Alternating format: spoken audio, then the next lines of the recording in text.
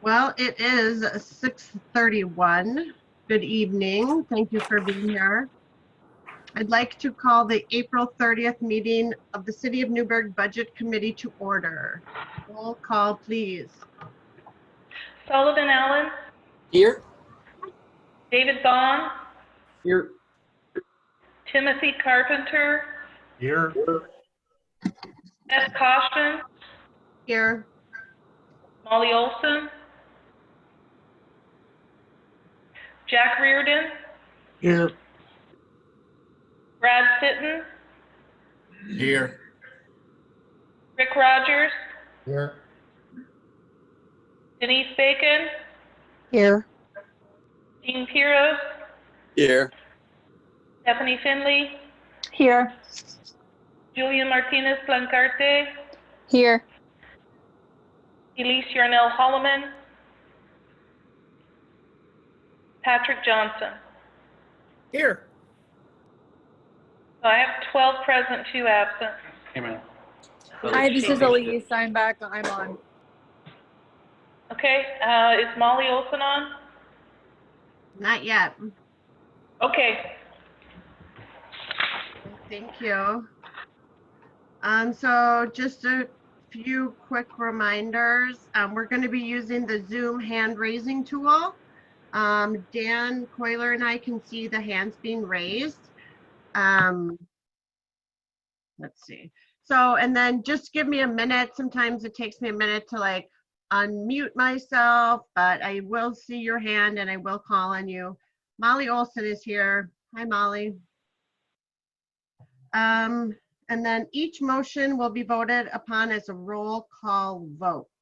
So we've already done that, but just a reminder, you can respond yes or no. So let's see, do we have any public comment tonight? Madam Chair, we do not have anyone physically present, and I have not received any public comment for the record. Okay, thank you. So moving on to continued business, we were in the presentation of funds. I see that there were some questions answered, Matt, and some other numbers that came out, and I thought we could go over it after the presentation of funds before we deliberate. Yeah, that's fine. I think that some of the presentations will actually enhance those answers anyways. So Okay, if you want to reference them when they come up or something, I mean, just so we all know that. Oh yeah, that was a question. So, sure. Okay, so we're on to the presentation of funds. Are we on the street capital projects with Russ? Good evening, everyone. Hope you had a pleasant day. Actually, we stopped at the street system development charges and didn't go over that. And we'll do that and then go into the capital projects. And Karin Hoffman, our city engineer, will be covering those. Okay, and that's on page 111. Correct. On our proposed budget. Karin. Good evening, all. So we had stopped with the transportation SDC, and SDCs are a revenue source that are paid by the developers. It's a one-time fee that's paid then, and it can only be used on capital projects. We can't spend any of that money on maintenance or ongoing operations, and it can only be spent on capacity increasing projects also. We can't spend it on fixing a broken pipe or anything like that. We can only use it on making something bigger to allow for future growth. So that's what those are designed for. And in the street capital fund, we did project a decrease in street SDC, transportation SDC. And the transportation SDC is going to be covering 63% of the proposed capital projects in the street fund. So if there's no questions on that, I'll go into the capital projects.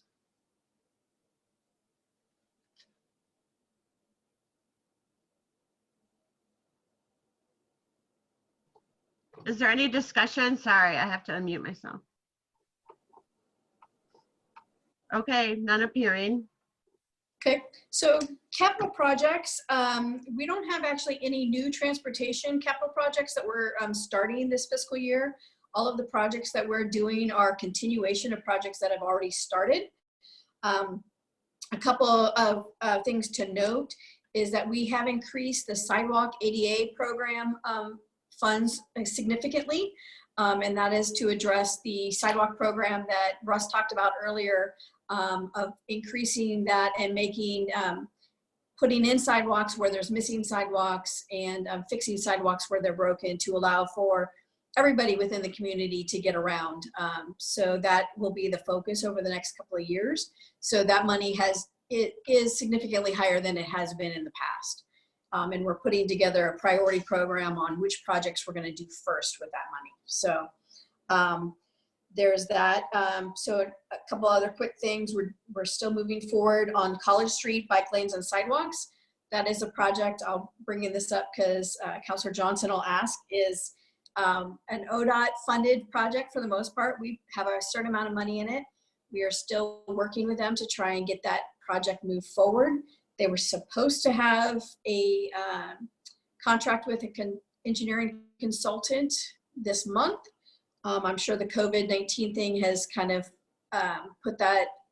made that slower than it needed to be. So we're still hopeful that we'll be moving forward and under construction, hopefully next summer. We'll cross our fingers on that one.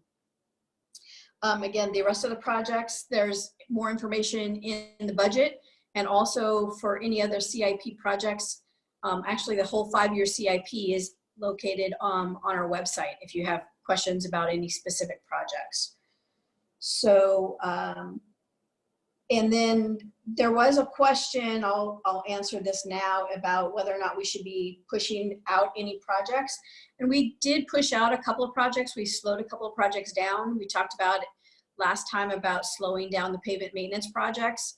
We'll be doing a portion of that, but another portion we're going to slow down a little bit just to make sure that our tough revenues come in like we're hoping they will.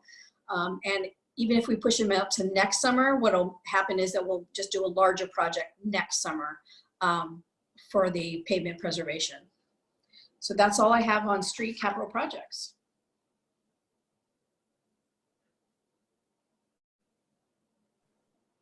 Any questions or discussion? Jack? Question on the, why would we not receive all of the tough funds? On what, I mean, how would the shutdown affect that? The transportation utility fee allowed for what's called vacancy waivers. That was built into the ordinance. So if a building or a business is vacant, they can apply for minimal amount, so they wouldn't pay their norm.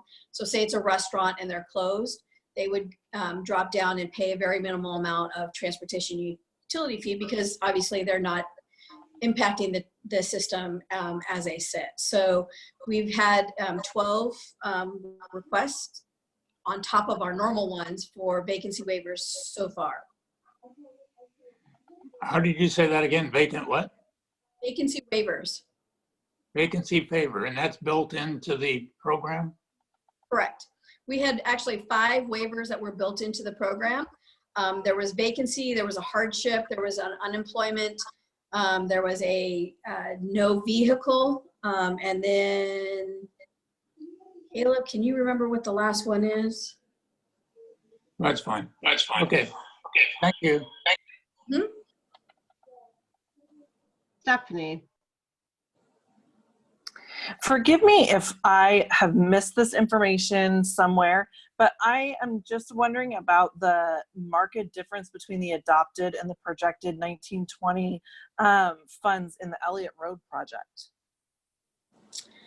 So the Elliott Road project, we haven't moved forward as quickly. We've been doing a lot more public involvement and working through some of those questions and comments. So that's why we haven't spent as much in this fiscal year. So it'll be moved to next. Brad? I kind of have the same question that Stephanie had in reference to Crestview Drive. Crestview Drive is the same. Actually, we are moving forward. We'll be putting Crestview Drive out to bid here in the next month or so. So that will be under construction this summer through the fall.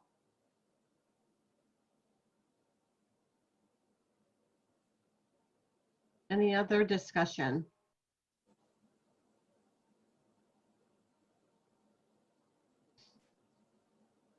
Molly?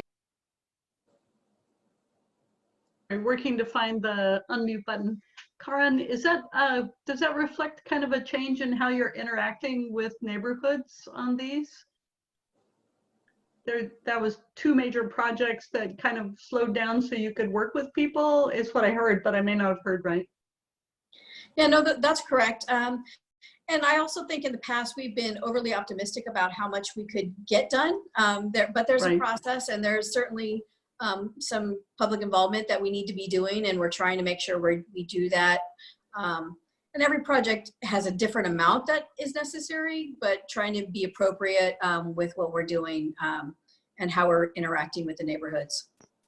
That just means better forecasting in the future. So that sounds good. Thanks. You're welcome.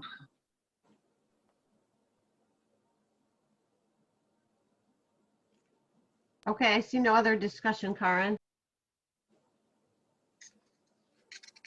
Are we moving on to public works funds? I believe so. Wastewater. Russ, did you want to talk a little bit first? Yeah, in the wastewater fund, thanks for covering the street portion of that, Karen. The wastewater fund funds both wastewater treatment and wastewater collection programs. The wastewater treatment plant has some significant changes. One significant one is in their safety program. The large buildings now at the wastewater treatment plant do not have safety railings or safety barriers on the roofs, and a couple of them they have to get up on routinely for the blowers for the composting system. So we are putting together a system to install the safety barriers up there for employees and contractors, keep them from falling off the roof. There's an increase in travel and training in the treatment facility as well. New operators, new people on board, and also increasing the certification level of the personnel.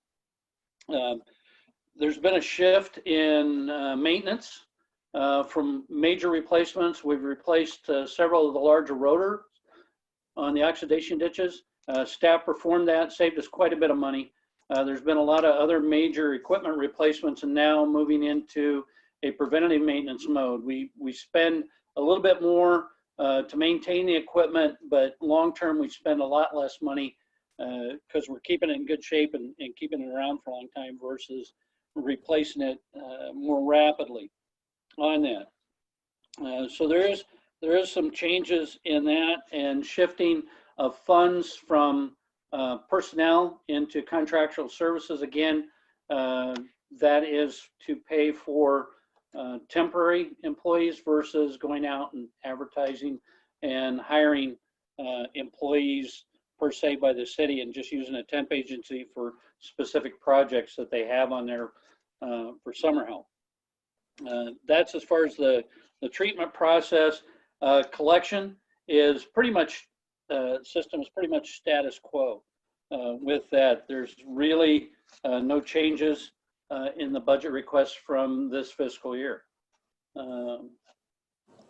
Any questions on treatment or collection operations?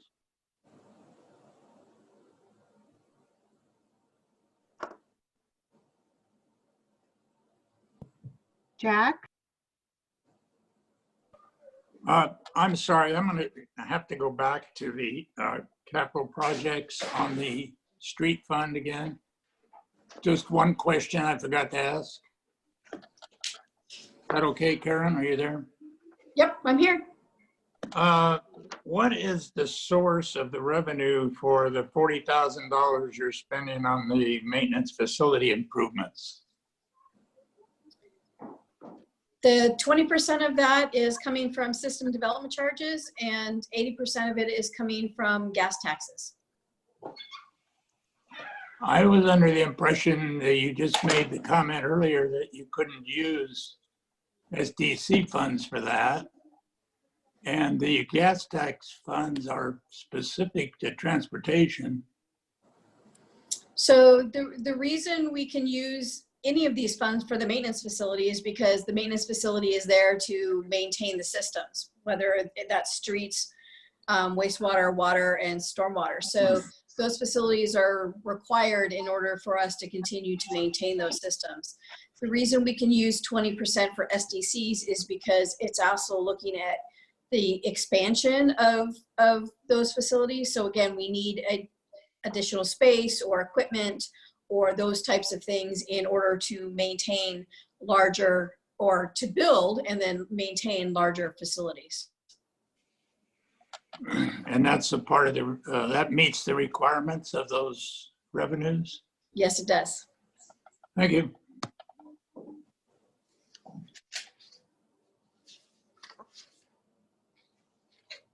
And Any other questions on the wastewater treatment or collection portions?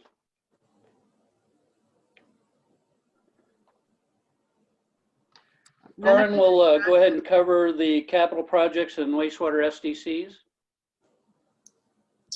yes, So, thank you. So again, actually, one thing I do want to note is that this budget does not assume any rate increases on January of 2021. That's when the new rate increases would generally be imposed for water, wastewater, and stormwater. This budget does not assume any rate increases. It assumes it's flat for that year. So just kind of know that going forward.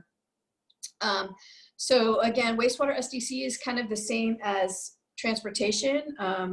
There, we are showing a decrease in SDC revenue because of the decrease in development happening. And the SDCs are going to cover about 25% of the proposed capital projects that we have in the budget. We only have 2 new capital projects in the budget. The rest are continuations. The 2 new ones are the programmable, I always have to struggle with that one, logic controller. And that's actually the computer machine that runs the wastewater treatment plant. The one that we currently have is on its last legs. They've been cobbling it together for a while, so this one would replace that. We really don't want that to fail. That would be a bad thing. And then the other new one that we're doing is the solar panel project. This is a project that we actually received 2 grants for, and you'll see those in the budget listed as miscellaneous grants revenues. We got 1 grant from PGE and 1 grant from the Oregon Department of Energy to help put in that solar farm. We're coming up with about half of the cost to do that. And that will significantly offset the electricity that the wastewater treatment plant uses in their processes. So there's a benefit to that. Other than that, again, the projects are all projects that we've already started that are in the works as we speak. So if you have any questions, let me know.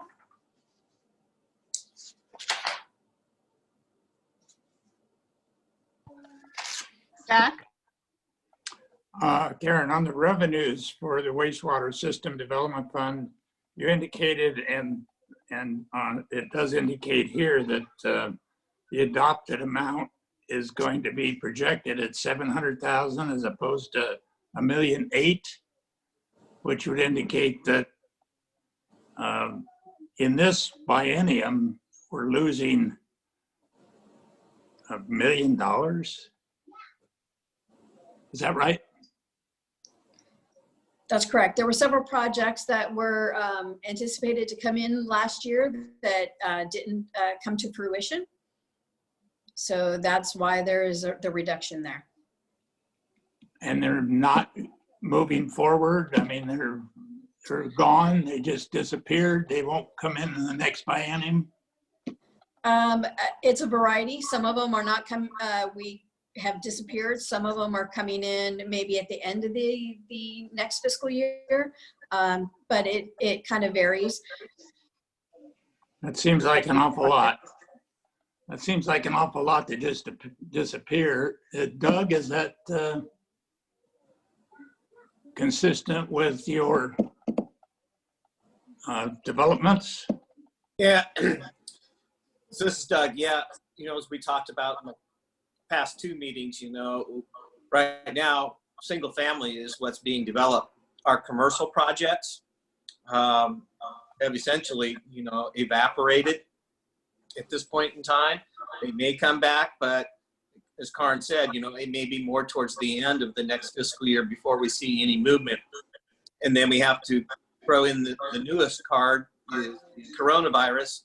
And some of the projects were tourism related, and we don't know if those projects will move forward or not. Thank you.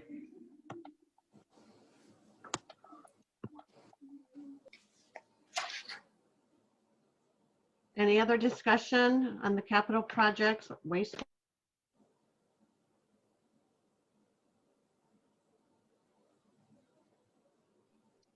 Okay, none appearing.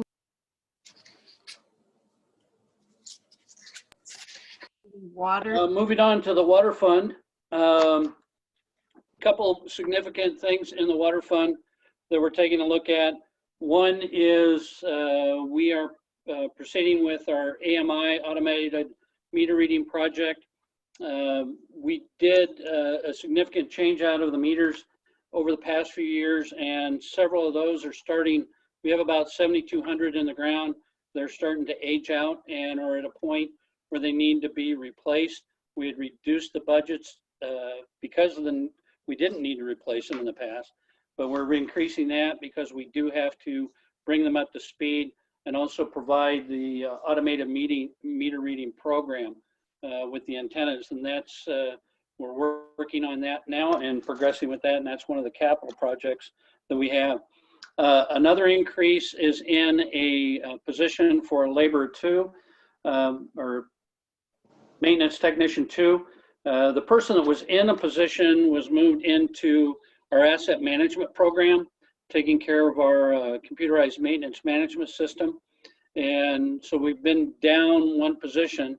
Additionally, one of the mandates that we have from the state is to have equal to or less than 10% unaccounted for water. Without having a person to track that, we at times vary between 8% and 14% as we're tracking it, but we can't be very accurate on it. If we're not able to demonstrate that, the state will mandate a leak detection program that is a very costly and significant program, and we can't get away from it. And it's an ongoing cost. The cost for a position to track this, and we're very confident that we'll, with the tracking, we'll be able to demonstrate our unaccounted for water is 10% or less, then we won't have to enter into a leak detection program, a very comprehensive, checking every pipe in town. We're very confident that the condition of our system is good, and it's just a matter of collecting all the data from unaccounted for water, which is fire use, it is meters that are stopped, fire hydrant use, various flushings and things, and we need that person to track that down. Also, that person will be trained into a leak detection program for ourselves as well, and be running our own internal program that we don't have to hire outside help. One final increase is state fees. Part of the mandate to state agencies is that they become fee supported. So through the state health department, there's been a significant increase in our permit fees for the operation of the wastewater, or not the wastewater, but the water treatment plant. And so there's an increase in that. On the lighter side, the cost of gas has gone down, and we're able to reduce some of our expenses for fuel that's required with that. So that's where our significant changes are in the water treatment and water distribution budgets. Any questions?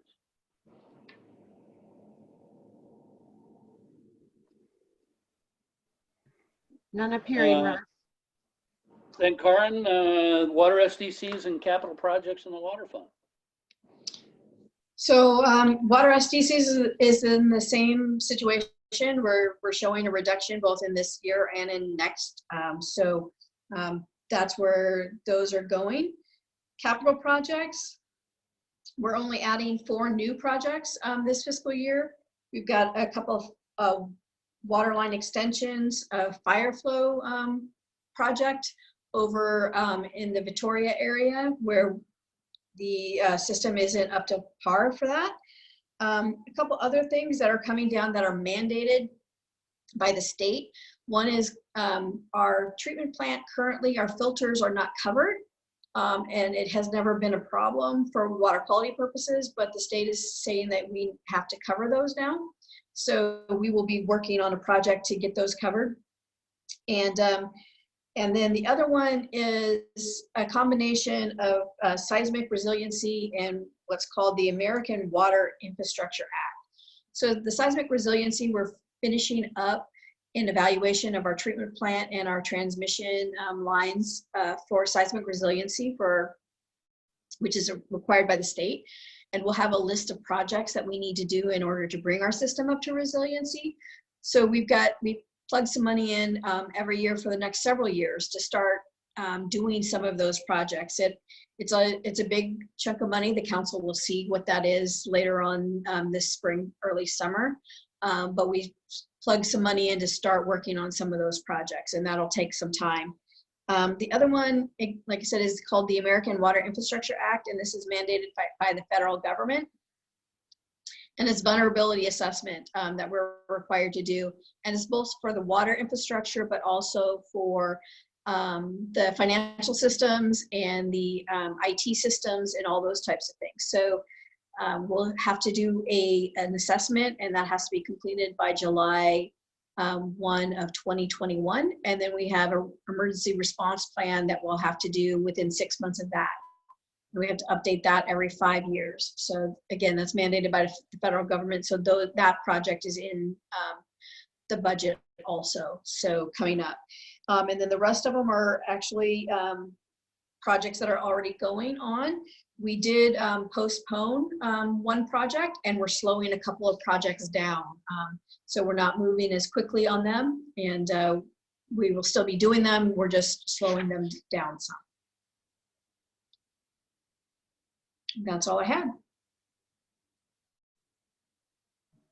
Questions or discussion?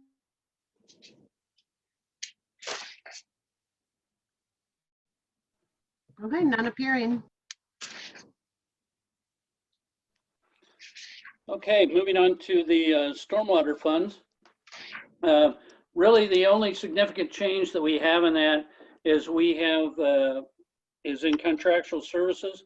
We have contracted downtown street sweeping in the downtown core area, basically River Street to the West End Bridge and 2nd Street to Sheridan Street.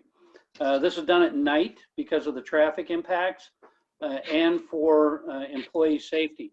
If anybody remembers, a few years ago, we had our street sweeper get hit in the middle of the night by a drunk driver. Fortunately, no one got hurt, but it did total our street sweeper. So we now have contract sweeping that is done. And actually, our contractor has an ultra quiet package, so we're not waking people up downtown while this is going on. The second component of the increase is for locating of stormwater piping. We've had a significant increase in the stormwater piping due to the storm detention facilities that have been put in, and an increase in the requirements through the state laws and the utility notification center for this. So we've increased the budget to pay for our contract locator to perform that. They do that along with water and sewer locating. One other component that's in there, and I touched on it briefly in the other funds, it's kind of spread out, is a GIS technician that's helped support our sole person right now in that program that is used across the board by all departments and is significant support to the city public works operational system.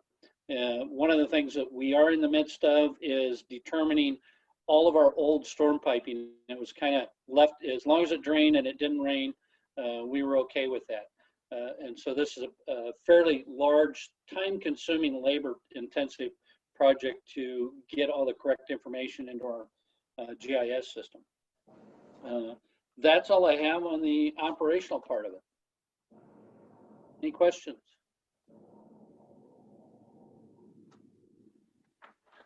If not, Karin will do the stormwater SDCs and capital projects. Well, I'm not going to belabor the point. SDCs are going down. So capital project wise, most of our storm projects that we're proposing go with other projects. One of the things that we've been really trying to do over the last several years is combine projects together. If we're doing a street project, look at the storm system, the water system, the wastewater system to make sure we're doing it all together. We get economies of scale that way. We're not paving a street and then turning around and tearing it back up because we've missed something. And one of the things we focused on the last couple of years has really been the sewer system because we knew that we had problems there. One of the things that we're finding as we're working through our pavement projects is that we have storm problems also. We have a lot of, especially in the older portions of town, that we don't actually have any storm system or it was cobbled together and it's performing poorly. So we've added a project and it's just called Storm Fixes and it's $75,000 to try and go ahead and fix some of those systems before we go in and pave. So again, we're trying to coordinate all of those different projects together. So hopefully we're doing it more efficiently and working smarter rather than harder in those scenarios. So we've got some, as Russ pointed out, we've got some other issues that we are rising up the list, maintenance problems along this railroad ditch, also along Springbrook Road. We've got a storm pipe that gets a lot of debris in it for whatever reason. So we're gonna take some time and track down why that keeps getting debris in it and get that fixed. So some of those types of things. So those are the capital projects that are proposed in the budget. Questions or discussion?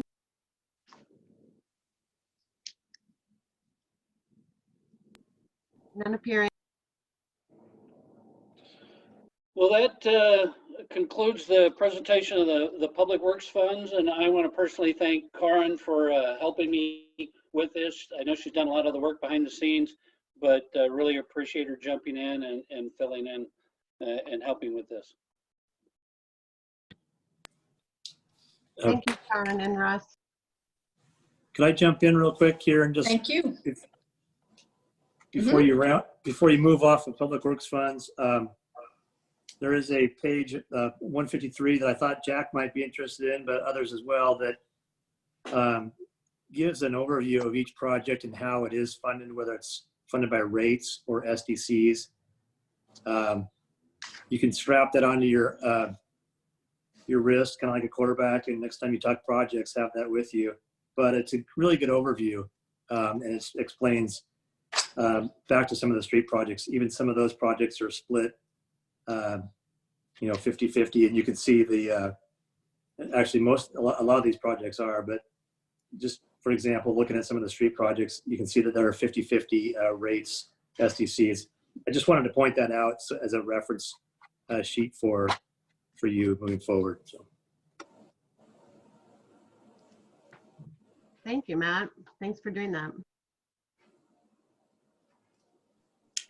Any discussion?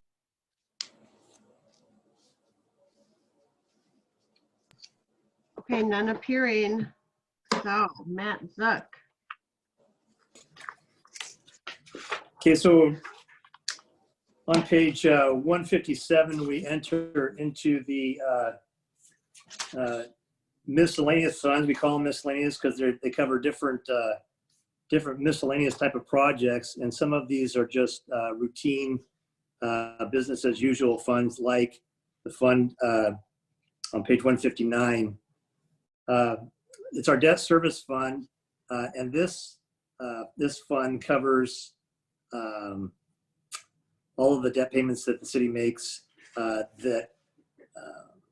there is no new debt outstanding in this fund. On page 159, you can kind of see the debt payments that the city will be making throughout the next, both the current year and the next fiscal year. Actually, you can see the principal outstanding July 1st, 2020. In a nutshell, we have 34 million. Some of these debts have been refinanced over the last 4 years. We have squeezed just about every bit of interest that we can out of it. Back in 2015, we had a large refunding. It's a refunding. It's like a refinance for your mortgage. But we rolled 6 or 7 different loans into one new debt issuance, and we're in the 2 to 3% range on nearly every debt that we have. So that is the debt service fund. And then turning on to page, well, I'll stop there if there's any questions.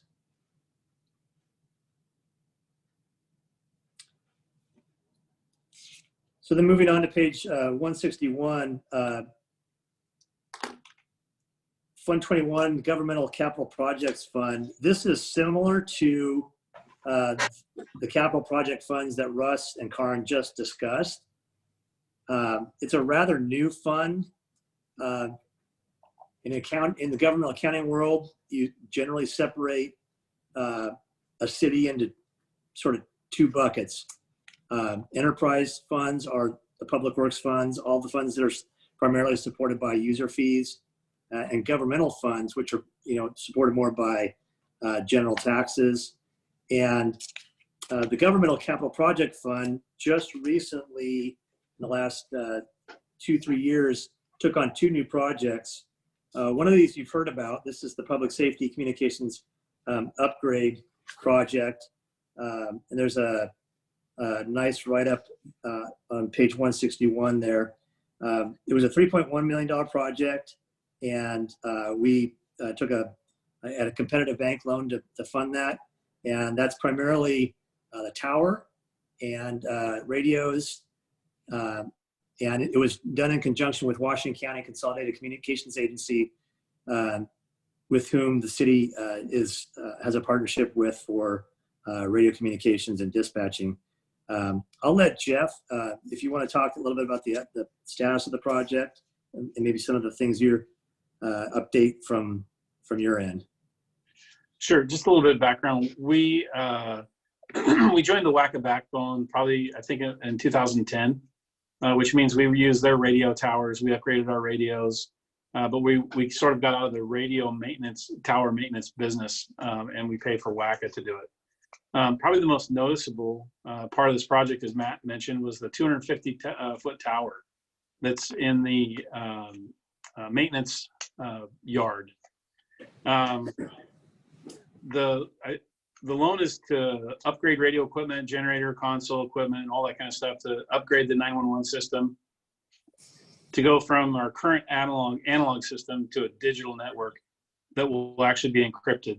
Part of that is with this upgrade, we'll be able to catch up or be with WACA when they actually turn it on to digital. It's one of 59 towers in this system.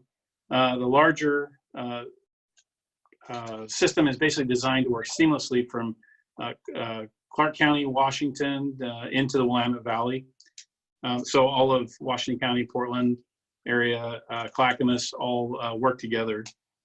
Does that give you guys have a good example, or does that help explain what the project is?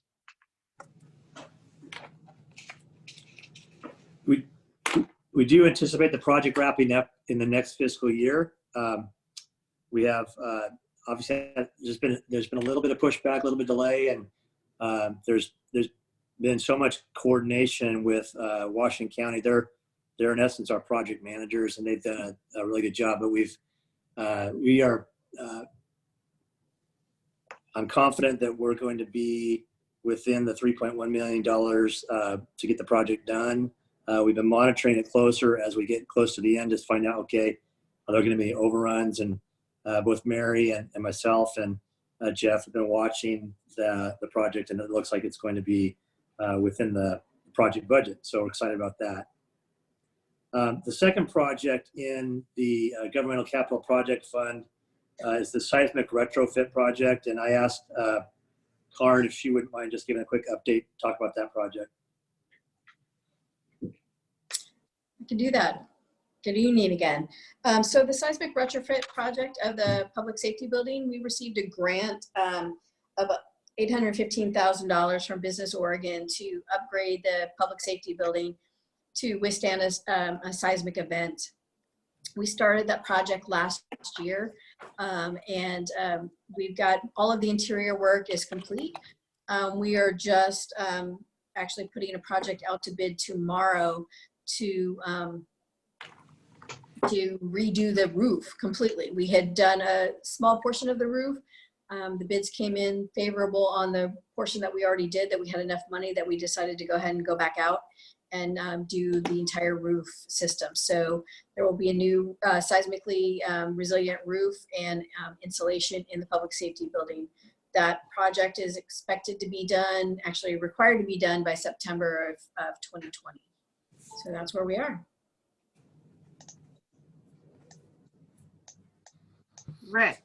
Yep, Matt. So sorry to jump back, but on the debt service fund, so with 34 million in indebtedness and roughly 4 million in payments per year, how does that correlate to sort of the industry standard and bonding ratings and all?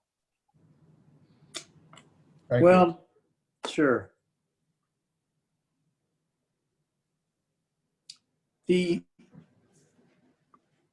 Each city is different in the amount of debt it incurs, and it's a hard comparison to make between cities because, for example, the city, as an example, took on the water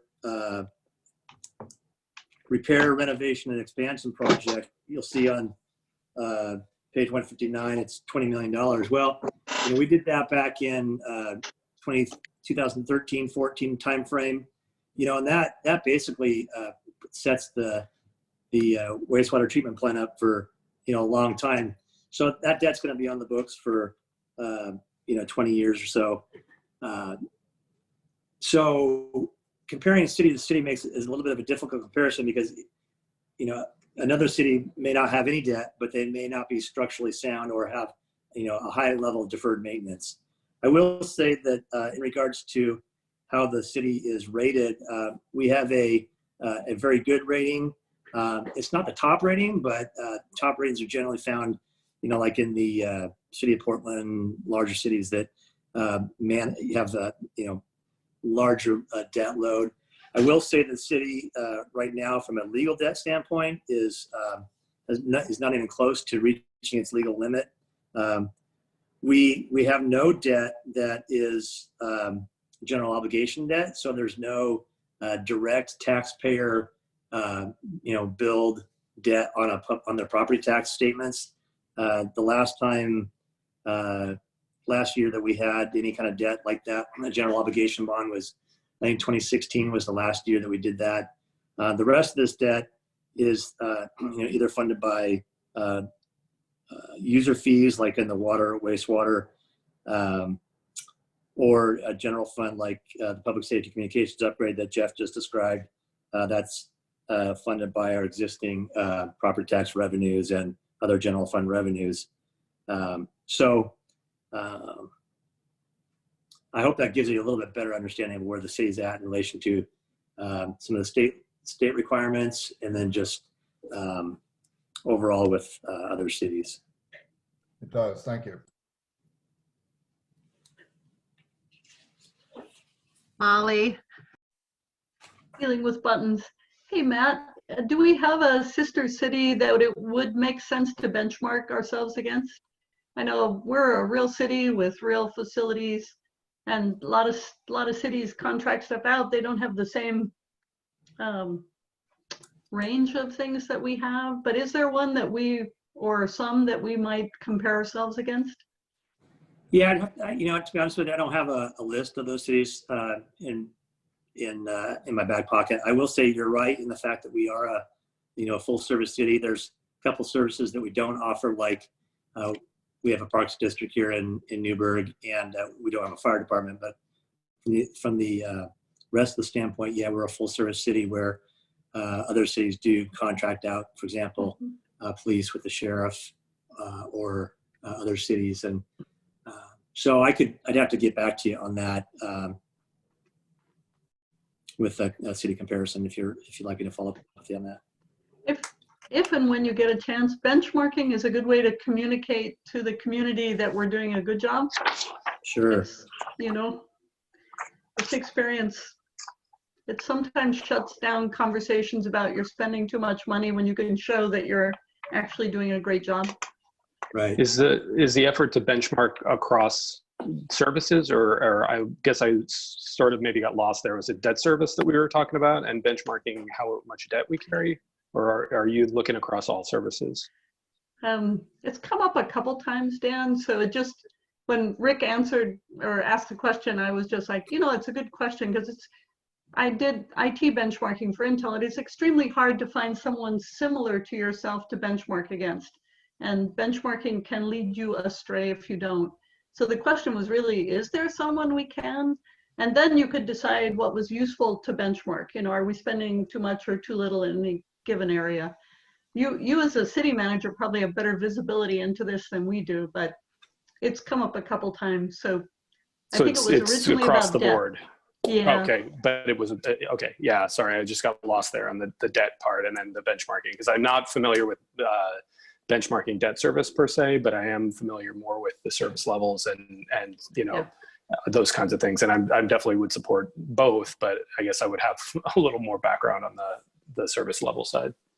Yep. Thanks. The conversation did come up with the Citizens Review Committee because obviously, like I said, the debt in the wastewater area, affects rates. So we did talk about that. And to be honest with you, it's similar to the way we compare ourselves with other cities on their rates.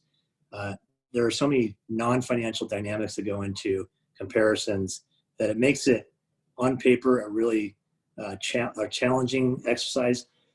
Not to say that we can't come back with an answer on that, but I'm just explaining a little bit of the variables that go into comparing even something as smaller than a city, like a utility system, geography, population, age of the system, all make those variables that you can't necessarily just go out on the website and grab and pull off and make a comparison. It takes a little bit more time to dig into, but I can certainly see what I can find and get back. I don't mean to establish an action for you to take. It was more of a question. It can be a great tool to have. It isn't free. Doing benchmarking takes staff time, it takes money. So I'm not asking for it. It's more just, it's something you may want to look at. Yeah. Yeah. Right. Rick? Good, thank you. It's a good comment. Appreciate it. And I guess maybe I could sort of clarify the question a little bit as well. I mean, I guess the question is, and maybe this is way too simplistic, and it probably is, but if we've got $34 million in debt and we've got a total budget of $109 million, so that comes in at whatever, 30%. Now, if we were to look at a household income and total indebtedness, then we'd have a usable figure that bankers use. So I'm just wondering on that scope, and then of course the $4 million in service every year, how does that compare? Is that, you say we've got additional indebtedness. I guess what the question then becomes is, on a budget of 109 million, how much more do you have? And again, I too, like Molly, don't want to make it a completely an exercise in futility, but I think it does. There have been questions raised about the city's indebtedness and the paying of $4 million in revenues every year. So that's it. So okay, thank you.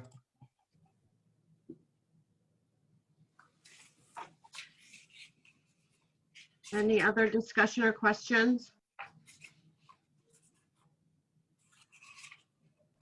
Okay, none appearing. Turn it over to Will. We're on page 163, and Will, you can talk about the library gift memorial and grant fund. Thanks, folks. As you know, Fund 22 is used by the city as an account to store donations and grants from organizations such as the Friends, Library Foundation, Kiwanis, Rotary, and similar organizations. When I arrived in July of 2019, I discovered that there were many incomplete projects that had lingered in Fund 22, some for several years. I'm extremely thankful to the Finance Department for its sterling work in clarifying what funds matched up to which projects. During the year, I have successfully finished all of the projects that were identified, except for the graphic binding effort. And that's going to roll forward to next year simply because graphic issues continue to arrive. So we've got some residual funds there. As a result of this effort, you'll see a large drop in the beginning fund capital working number, and that mirrors this effort in closing out all these projects. Looking ahead to the next financial year, I will be running Fund 22 very differently from the way it has been run in the past. I've moved the donation cycle in line with the financial year so as to make it predictive rather than reactive. To make this work, presentations were done to donor organizations during the winter to create projections for next financial year. As a result, the projected figures for next financial year are far more granular and accurate than they have been in the past. And that concludes my introduction. If there are any questions, I'll be delighted to answer them.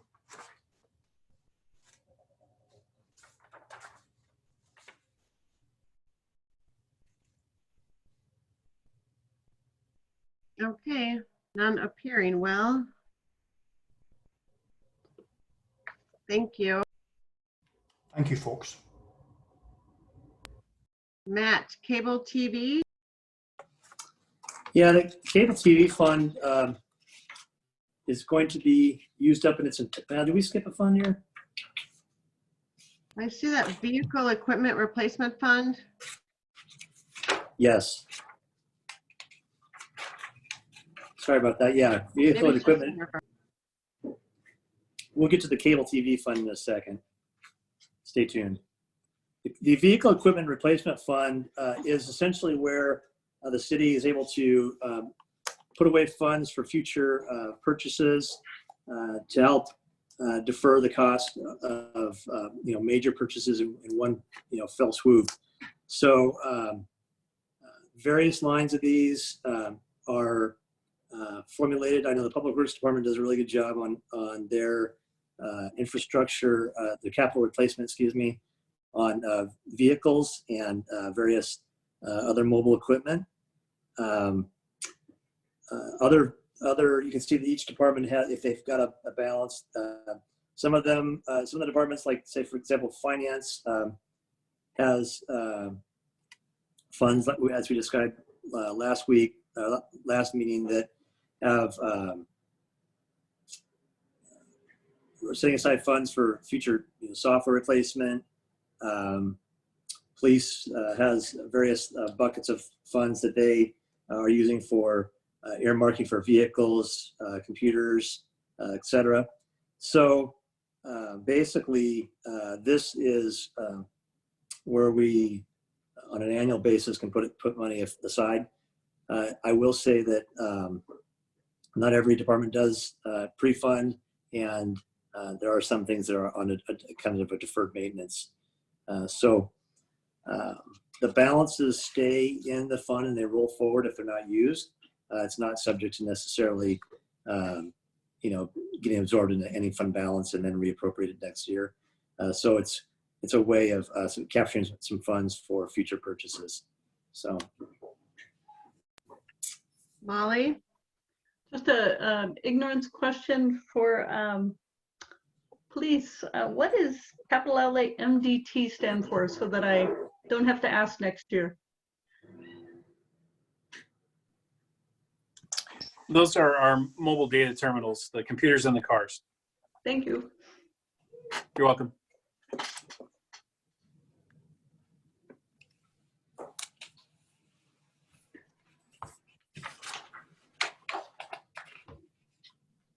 Okay, I see no other questions.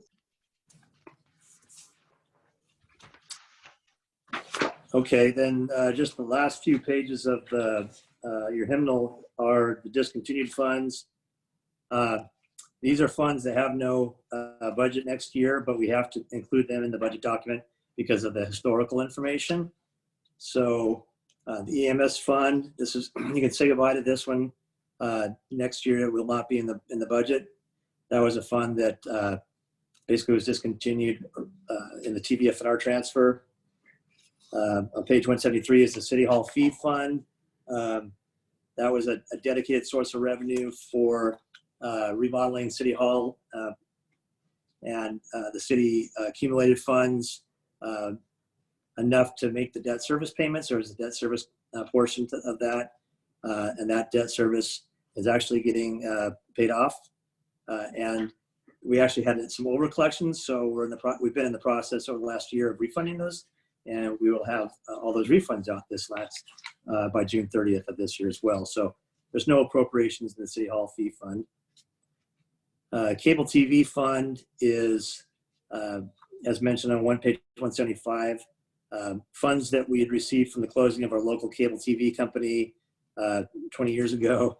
Why these funds weren't spent a lot sooner was a little bit of a mystery for me, but we've slowly whittled that down, and we made some key communications purchases in the last year. I know Dave has used some of those funds for some disaster. Shoot, I forgot the term, Dave. Disaster recovery? Yeah, thank you. And then we've used some of those funds, in fact, the remaining funds, to help with the audio system in the public safety building, where the council, where we would normally be meeting this year. On page 177, the PERS rate stabilization fund was new back in 2016-17, and we set aside funds in 1 year, used them the next. I will say that there was an opportunity in the legislative session last year, or 2018, where the state put up some money, put up a program where they would match PERS contributions that would be funded in advance. They called it an employer incentive fund, and the state would match 25% of whatever a city would contribute to that. Back in November 2019, I came to the council and requested permission to apply for that city program. It was a first come, first serve, get in line, but the obligation to fund that wasn't going to be until August. And so at that time, I communicated to the council that I'd like to get in line, and then I'd like to go through the budget process and see what funds we can come up with, in particular, since we didn't have a pre-established reserve. I will say that due to the environment we're in today and the budgetary constraints that we have, we looked at maybe funding, say, $250,000, but I think due to the economic situation that we're in, we did not propose to move forward with that. So we'll probably be withdrawing. I'll be working with PERS to figure out what does that mean for us to for future participation. So, and that is the last discontinued fund. And then we have a glossary that I'm sure that you all have read and memorized. We'll have a test at the end. So, Beth, that concludes the summary of the presentation of the funds. At the right time, at your discretion, before we wrap up our process, we have presented a few changes to the proposed budget that we would like the budget committee to incorporate into the approved budget. Doug has mentioned a few, and we have a few others to bring forward at the right time. So if you'd like me to do that now, we can. Otherwise, I'll turn it back over to you to enter into the deliberation process. And it's totally fluid from here at your discretion. Can we see those numbers you're talking about? Sure. Give me a second to have Caleb pull those up. We'll put those on the screen.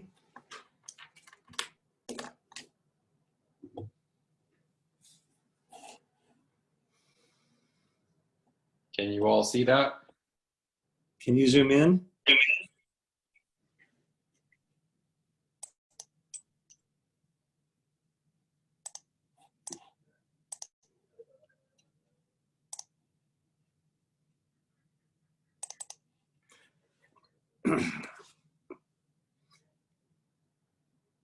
Let me just walk you through orally while Caleb's working on maybe making that a little larger. There was back in the discussion regarding the construction excise tax, Doug explained that what was in the proposed budget was $300,000, and that subsequent to the publication of the proposed budget, the council met and entertained the concept of delaying that the inception of that program into the fall of this year, and so that would essentially cut in half the anticipated amount of construction excise tax revenue from $300,000 down to $150,000. So dialing, essentially what we're asking that we come forward with is a reduction of revenue and a subsequent matching reduction of expense in the construction excise tax fund. Yeah, I don't know how well this is coming through on the visual, but that's item number 2. What that does do is shift a little bit of funds from the construction excise tax fund back over to the general fund, because you may recall that a portion of the construction excise tax expenses were Doug's salary, and so it was a 0.05 FTE, and so that's dropped down to 0.02 FTE charged to the construction excise tax fund. Another change that just a little bit of cleanup on the IT budget. Dave brought to my attention rightfully that the on-call pay for the IT department was understated by about $5,000, $6,000. The IT department staff recently, in this last fiscal year, joined the Public Works Union, and so part of that contract was an on-call pay that we had not, we'd overlooked building in. So we're adding that in.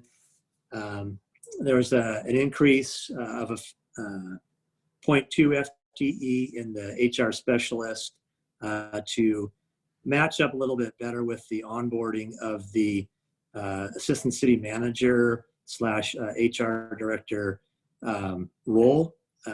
We're anticipating that role coming on in August, and so there was some additional time to help support that position, and so that was about $14,000.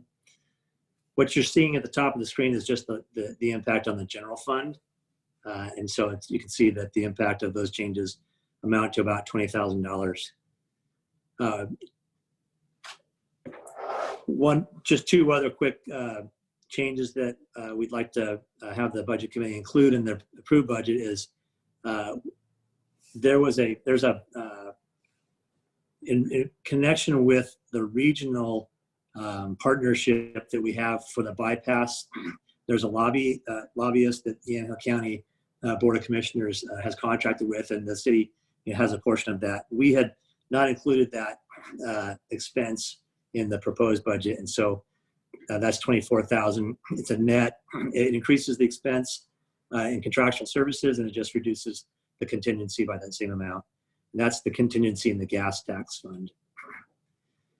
And then finally, Doug had mentioned on Tuesday night that in the transient lodging tax fund, what was reflected as a payment to the visitor center for their new 1-year contract was $96,000, and he had also expressed that was a conversation that is active, and subsequent to the printing of the proposed budget, a tentative agreement has been reached to reduce that down to $75,000.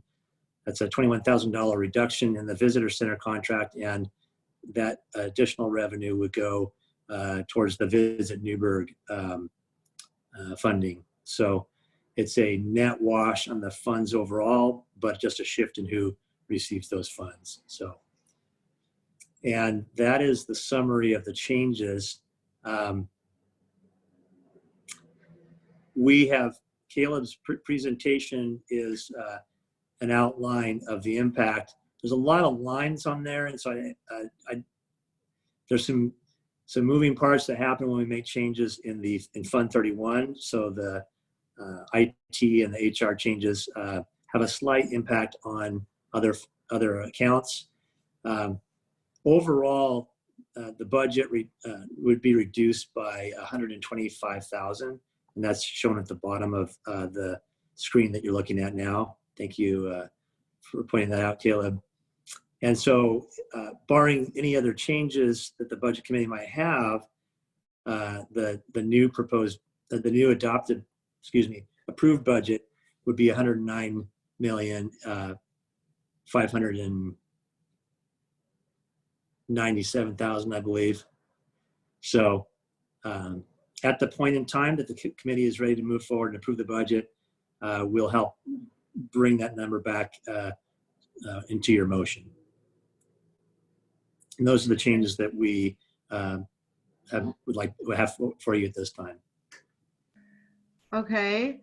So I can't, with this Caleb's screen on, I can't see everyone. So if somebody, well, I mean, I liked seeing it.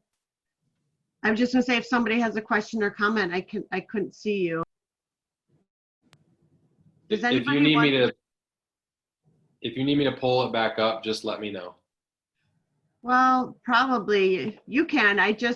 Dan, can you help me if you see a hand raised? Dan Coiler.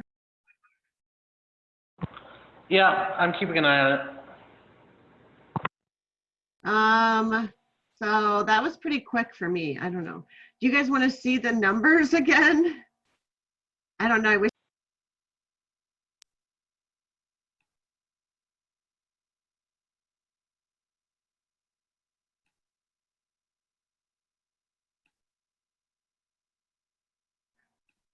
I don't know if anyone has a request to see it. Feel free to speak.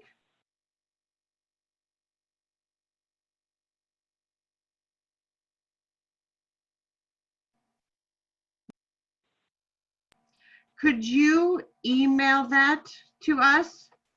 So if we want to look at it on our own computers, we can. Yes.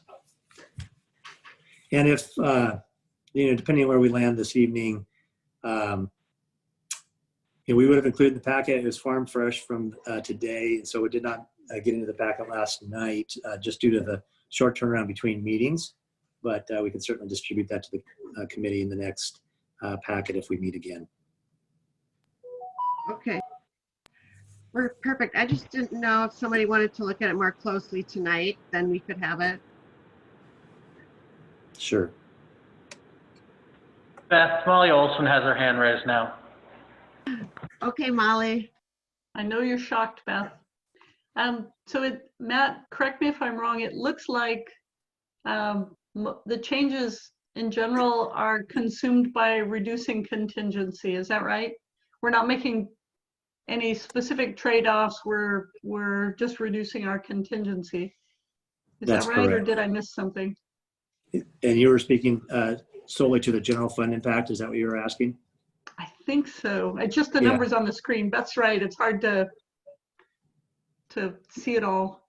Yeah, the contingency in the general fund is reduced by $20,000 to absorb the impact of those changes rather than cutting any kind of service. And the street fund as well, it looks like. Yeah, the street fund contingency is reduced by $25,000, and that is pulled up into materials and services. Okay, and if we go down, yeah, let me help explain some of the rest of the funds. The water fund, the wastewater fund, the building inspection fund, the stormwater fund. Those funds are impacted solely because in the single line called administrative service, right, internal charge, administrative support services, and we're talking about $1,000 to $2,000 impacts primarily. So essentially, by changing any of the structure of the HR or the IT or finance or any of those departments in Fund 31, it slightly changes the rest of the internal service charges. So those are just residual downstream effects, nothing directly impacting as a result of the specific actions that we're requesting. okay, thank you. You're welcome.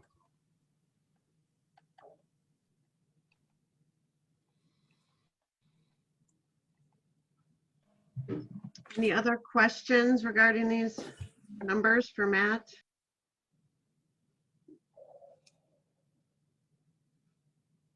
Okay. And Matt, can you go over then the other information that was in our packet, looks like a citywide financial overview and the budget committee questions and answers? Sure.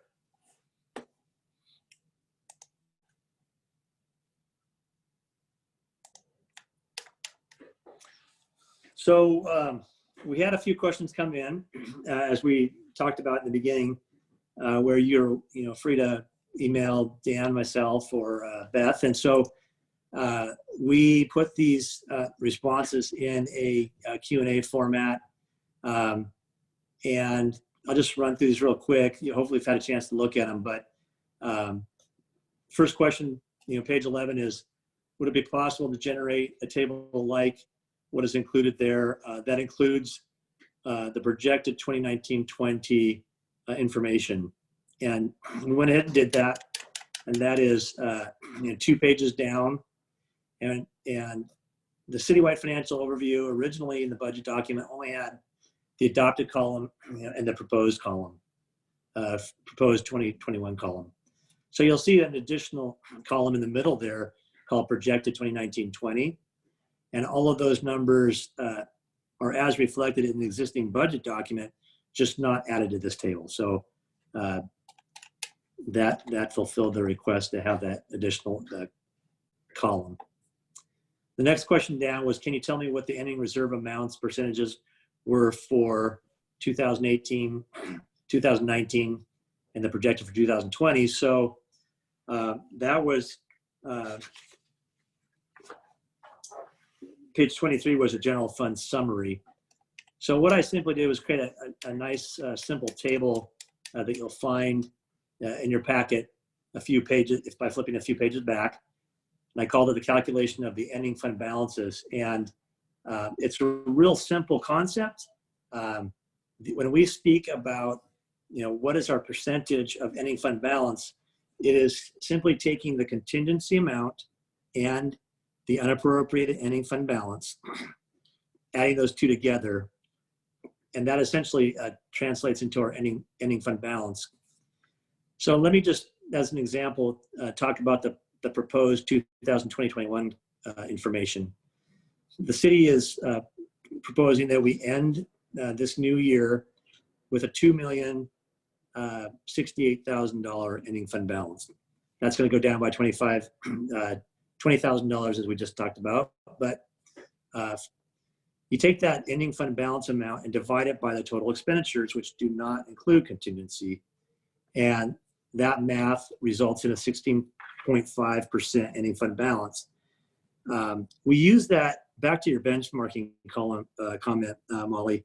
The Government Finance Officers Association does talk about what a good target range is, and 12 to 16% for a general fund is a healthy balance. Other funds have different formulas, and so, but for the general fund, this is 16.5 as we propose.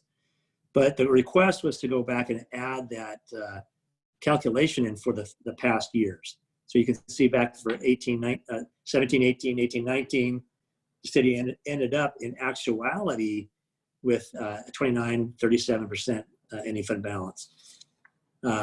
There's a couple reasons for that. There's a strong difference between where you project your budget to be and where you end up.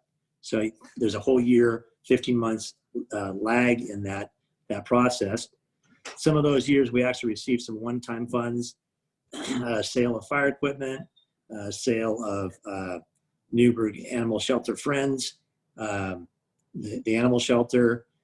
So some of those are just one-time funds that help to boost that balance at the end of the year. It's not always something that we know about in advance.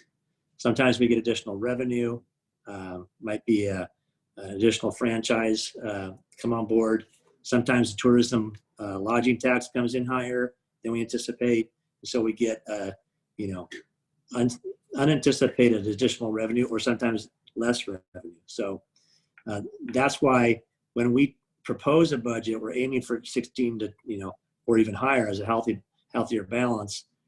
Sometimes the actuals come in higher than what we anticipated. So hopefully that answers that question to the person that asked. So Matt, what was the projected, or what would it be, the adopted? What was our adopted ending fund? For the current fiscal year? Yes. 20.9%. So you're thinking we're going to end higher? Yes. And you can see that just numerically in dollars. We anticipated to end this current fiscal year with a $2.7 million ending fund balance, and we're anticipating right now ending in a 2.9. So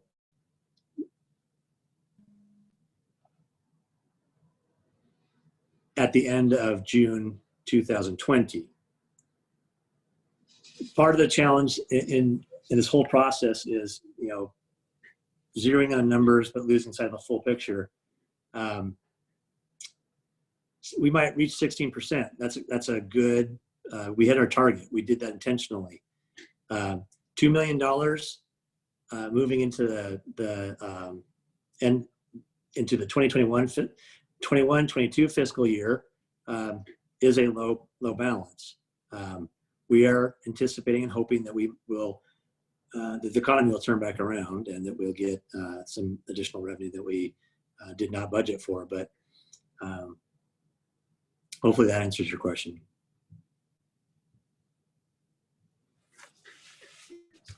Solomon? Yeah, so the adopted 1920 is interesting because we don't have that for the other years, obviously. But I'm curious, so did we plan to have that 20.9% rather than planning for about a 12 to 16%? And if so, why was that? Was there a reason for that being at 20? Because it seems like that's not the actual numbers. I get that those changed in the other years, but I'm kind of under the impression looking at this that was what we had planned on our ending fund balance percentage to be. Yeah, so if I understand your question correctly, Saul, you're looking at the adopted 2019-20 budget and seeing that 20.9% ending fund balance. And was that intentional? Was that planned? I mean, I think that was a good, healthy position to be in. And so, yeah, I think that was intentional. obviously, the better fund balance you have, it gives you a little bit more latitude and flexibility. Obviously, you don't want to have too high of a fund balance either, right? I mean, it means you want to see those funds being used. Back to Jack's point about, hey, these funds are here for a specific purpose, utilize them. So, Molly? Hey, we've talked about the uncertainty of some of the revenue coming in this year. We know, well, at least everyone on this Zoom meeting says they're really not buying as much gas. So maybe somebody's out there buying it and it's not going, but we think some of our income is going to go down. Have you done any risk analysis, Matt, on if we're aiming for 16, could we end up below 12? I think some of the biggest risks lie in two areas. We have two primary sources of revenue, really maybe three or four if you think of the major categories in the general fund. Property tax revenue right now in this 2020-21 fiscal year is expected to grow, like we said, 4.3%. Coming up in the next fiscal year, if we see businesses close or if homeowners go into foreclosure, et cetera, eventually that begins to impact that revenue stream. Unfortunately, I don't have a crystal ball. Even the assessor doesn't know necessarily out that far what's going to impact. But to your point about risk analysis, there is some impact there, although I will say that a 1% growth in tax assessed value translates in about a $50,000 impact to the city's revenue. So, it's not as bad as, say, the next revenue stream where transient lodging tax, we've anticipated that dropping, to virtually zero for the next, from April through September, not knowing exactly how long this COVID-19 impact is going to last. That can change tomorrow. And so if that is a more volatile impact to the city, and if we begin to see that extended out for, say, a year, that could have a stronger impact on where we begin next fiscal year for the 2021-2022. So those are probably some of the highlights. I don't expect that the state shared revenues will drop terribly, although we rely on the League of Oregon Cities and the state to provide that information. But to your point about, say, folks not traveling as much, we get gas tax from the state, not from a local tax. So, people don't travel, that could impact it. Although as long as the major trucking industry is still moving, that helps to prop that up. But those are some of my thoughts on the risk analysis of the general fund revenue moving forward. Okay, thanks. It sounds, TLT aside, it sounds like you've taken into account the risk there pretty dramatically through September anyway. And the rest would be slower to change, it sounds like. Okay, thanks. Yeah, sure. I think moving forward too, Molly, as we, long-range financial planning right now would be a huge challenge. It's a much wider range and variability. And so as we move through this, we felt really comfortable bringing this budget forward to the budget committee because it's what we have today and what we know. And it's a prudent budget. Moving forward from here, as we begin to watch the monthly incomes come through, we begin to build our long-range plan and see how is this going to play out. It requires more monitoring as we go forward, but that's what we plan to do.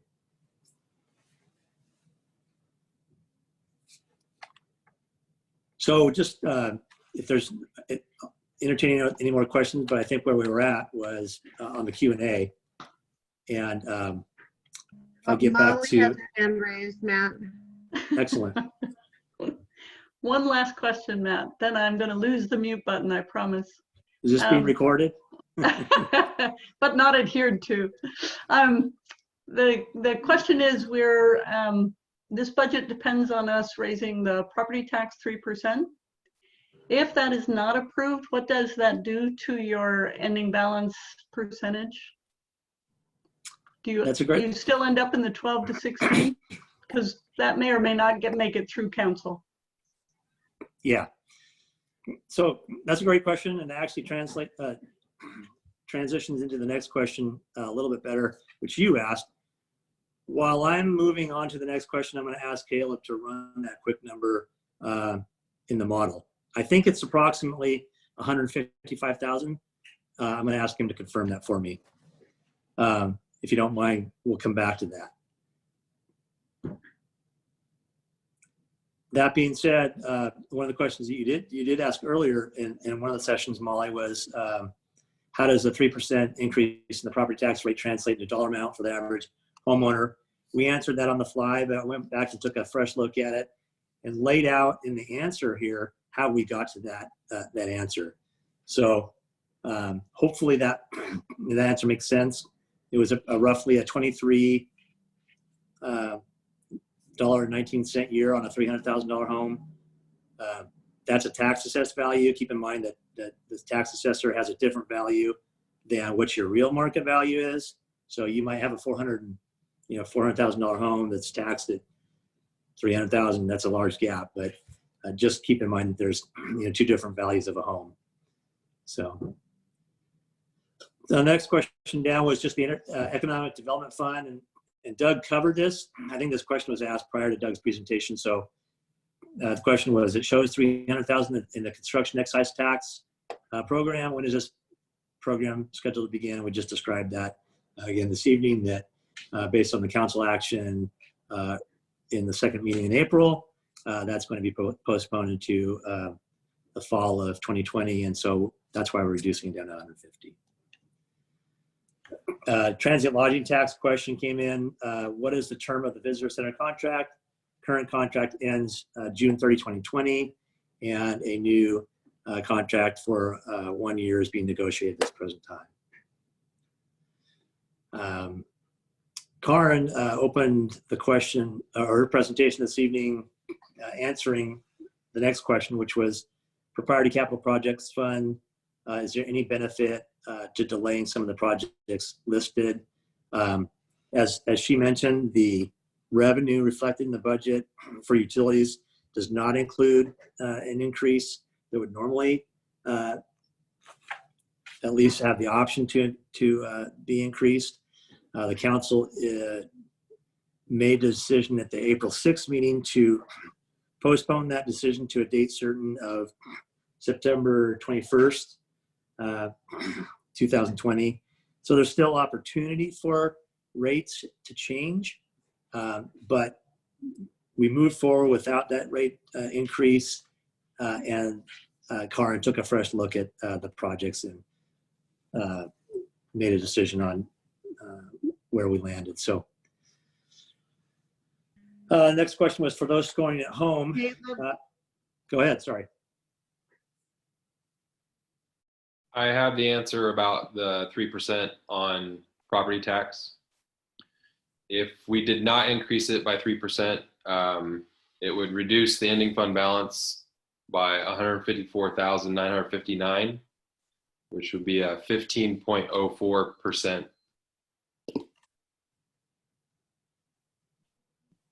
Well, I think even beyond that, I think the answer is probably what do we do to make up that difference?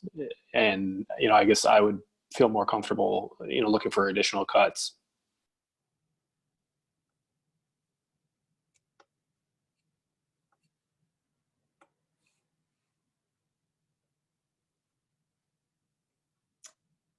Oh, Solomon? Yeah, so I guess at that 15 point whatever percent for the ending fund balance, is that bad? Do we need to make the other cuts to get it back up to that 16.5? Is that a moot point at that point? Just curious. I think, from my perspective, it's really about where we position ourselves for the future and the uncertainty that Molly hit on, the idea that, you know, we're trying to position ourselves with all the best information we have going into this, that 16% would be great. It's still, obviously, if you look at it in that one chart, you know, it's less of an ending fund balance in actual money than previous years. And to the extent that we've been lucky on one-time purchases or one-time revenue, I should say, you know, we're not likely to have that right now. You know, we don't really have assets to sell, it seems like. And so I guess to the extent that we can position ourselves for some resiliency and for the idea that we're ready to come out of this with some actual money to do some things, you know, that's where I'm at, is making sure we have that as much of an ending fund balance, and you know, that 16% is a good benchmark, but it's really, to me, it's also about the money, you know, the actual amount of money that we have to do work, especially given the uncertainty that we may be looking at less. I appreciate that. Thank you. Having 16% of $1 million is not a lot of money. So just keep in mind that 16% is a target in a healthy environment. In an unhealthy environment, an unhealthy economy, 16% only goes so far. So to Dan's point about, hey, I'd rather have real dollars at the end of the cycle so that we have some, we're in a better position to move forward. That's where we go, okay, what do we do with another revenue reduction? You just keep, you know, where do you stop the downward slide? So. Yeah, I appreciate that. I was definitely getting a little too caught up in the percentages there. I think it's easy to do. We talk about it. We look at it and go healthy. Even, you know, it's easy to do, but in the larger context, you know, we could have very easily come into this proposed budget with less than that. I mean, 16% was sort of a, you know, bottom line type of thing, but yeah. I can't see if anybody's hand is raised, but I'll keep going on the questions if I could. No, Rick Rogers' hand is up. Okay. All right. You know, on the question of money, and I appreciate, you know, the $2 million is not a lot in the light of 109 million, but $155,000 to pass on to the taxpayers when we've already said that we are not going to raise utility rates until we look at them in September. And we have put off the CET, which is directed for affordable housing. I think for $155,000, that's tough, is all I'll say. So I'm not advocating that we make the changes now, but if it were presented now, I would vote against it, against the budget, and would probably say the same and ask for that prior to it coming to council as to what the impact would be or a suggested impact. So thank you. I will add to that, just Mayor, just to help you understand the process of that. The budget committee does set the tax rate. So that decision would need to be made by the budget committee. So that sticks even when council approves the budget after us? Yeah, the budget committee sets the tax rate. So coming out of this cycle, that decision needs to be made and deliberated before this body. How the council, I mean, how the impact of a tax rate reduction is handled can be adjusted by the budget committee in dollar form, but the actual rate is set by the budget committee.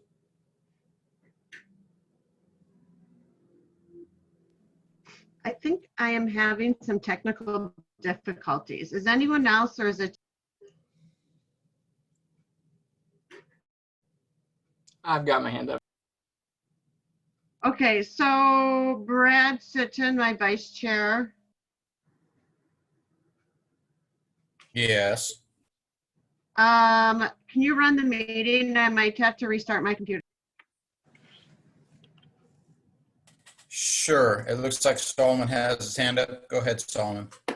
Yeah, so just curious, where, Rick, you said that we told people that we weren't going to raise the property tax or the services.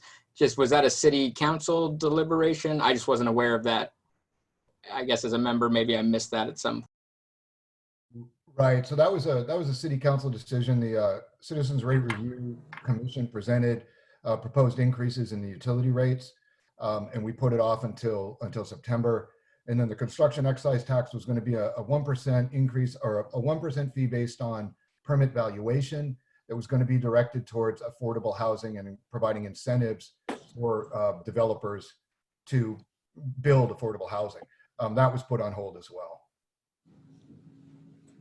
And again, by council action. So thank you. Yeah. Okay, Brad, I think I'm okay.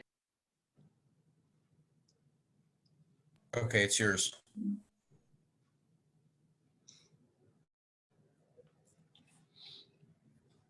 So why don't we finish up these, unless I missed something and I'm way out of what just happened. We finished going through the questions? Yes. You didn't miss much. So the question we ended up on was, for those going home, how do I calculate the ending fund balance percentage for proposed and past years? And that's sort of a duplicate question, so we just kind of covered that. Next question was on page 28. What is the community support for? Community support is earmarked for financial support of other organizations or governments providing benefit to the city or community. And I won't go through the rest of the specifics on the detail, but I've gone back and looked at where some of those funds have been spent in the last fiscal year, and have described as well that those are the final decisions on how those are spent are city council and city manager. And then You're going so fast, Matt. Sorry. No, that's okay. So that community support line, was that a different line than the one where we used to, where like the organizations would come in and ask us for donations? Was that always separate from that? No, that's a good question. That's the same. We're talking, and I believe the question was pointed to that line, and that is where, community support. We've had in the past folks come in, nonprofits come in to ask for essential funds, and they do that with, most of the cities in Yamhill County. In fact, every county in Oregon gets those kind of requests, every city. So that is where, if the budget committee decided to change the amount of that line item, they could do so based on, having heard the requests of the community. The point that I make with, who makes the decisions on how that's spent, the budget committee doesn't make a commitment to grant community support. They can choose to set the amount, but that awarding of an amount to the various nonprofits, et cetera, is reserved for the council. So ultimately, that's where that lies. And I think what in this fiscal year moving forward, this budget cycle, we received essentially one request from an outside agency, nonprofit, in the form of Homeward Bound Pets. I think due to the virtual situation, they didn't come and make a pitch this time. Beth, you mentioned that, in the past 5 years, proposed budget hasn't come forward with much on that. So I just wanted to explain a little bit more, and I hope that answers the question of the person that asked. But that's, to answer your question, Beth, that's where it's the same. We're talking about the same account number.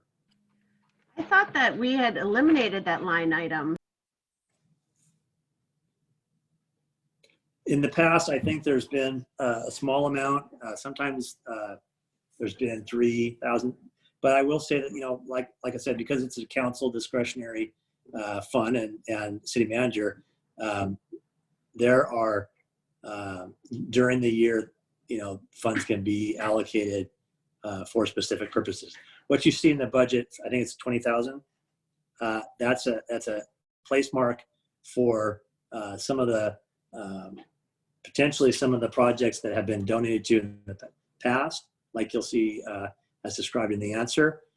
or opportunities come up to partner with other community partners and participate, like Willamette Falls Locks is an example. I mean, that came up mid-year. That was an opportunity that council felt like was a good partnership to use some of that community support towards, and that's what they did.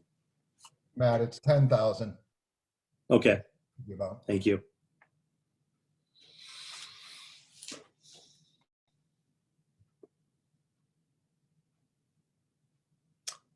Okay, and then I see that last question. What would have been considered for the budget? Is that right? All the department heads saying what they would have done if they had had more money? Yeah, it's not an entirely comprehensive list. Obviously, you get requests for way more than you can support. So it's really more of some of the things that as I think the term that Dan used was, but if not, but for the environment we're in, these were strong considerations for things that we would have done to move council goals forward and move forward some of our own priorities. I don't know if Dan, you want to add some commentary on that. So yeah, I mean, I don't think there is I wouldn't say that but for all of these things would happen. It was really, this is the list as it's refined to the point where we would have probably considered this against that, but we wanted to give you as much sort of optics on this, as much of a robust list as possible. We really didn't get a chance to even go through a lot of detail on it. So it hasn't been scrubbed. It hasn't been, we haven't gone and done a deep dive on the feasibility of a lot of these things, but they were the items that were brought up, or a lot of these, not everything that was brought up is on this list, but these are the sort of the top tier of the things that were brought up.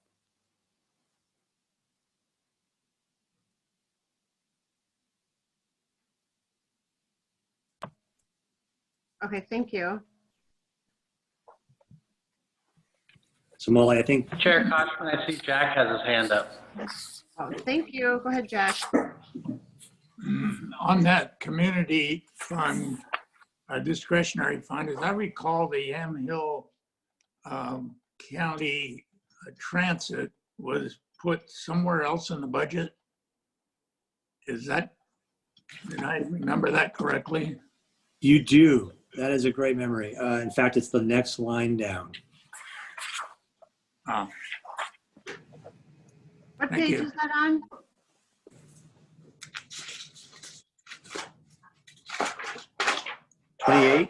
Yeah, page 28.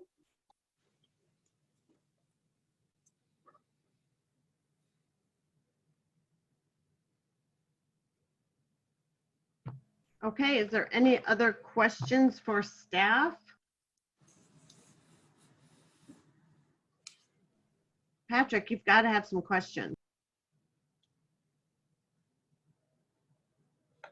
Are you raising your hand? Go ahead.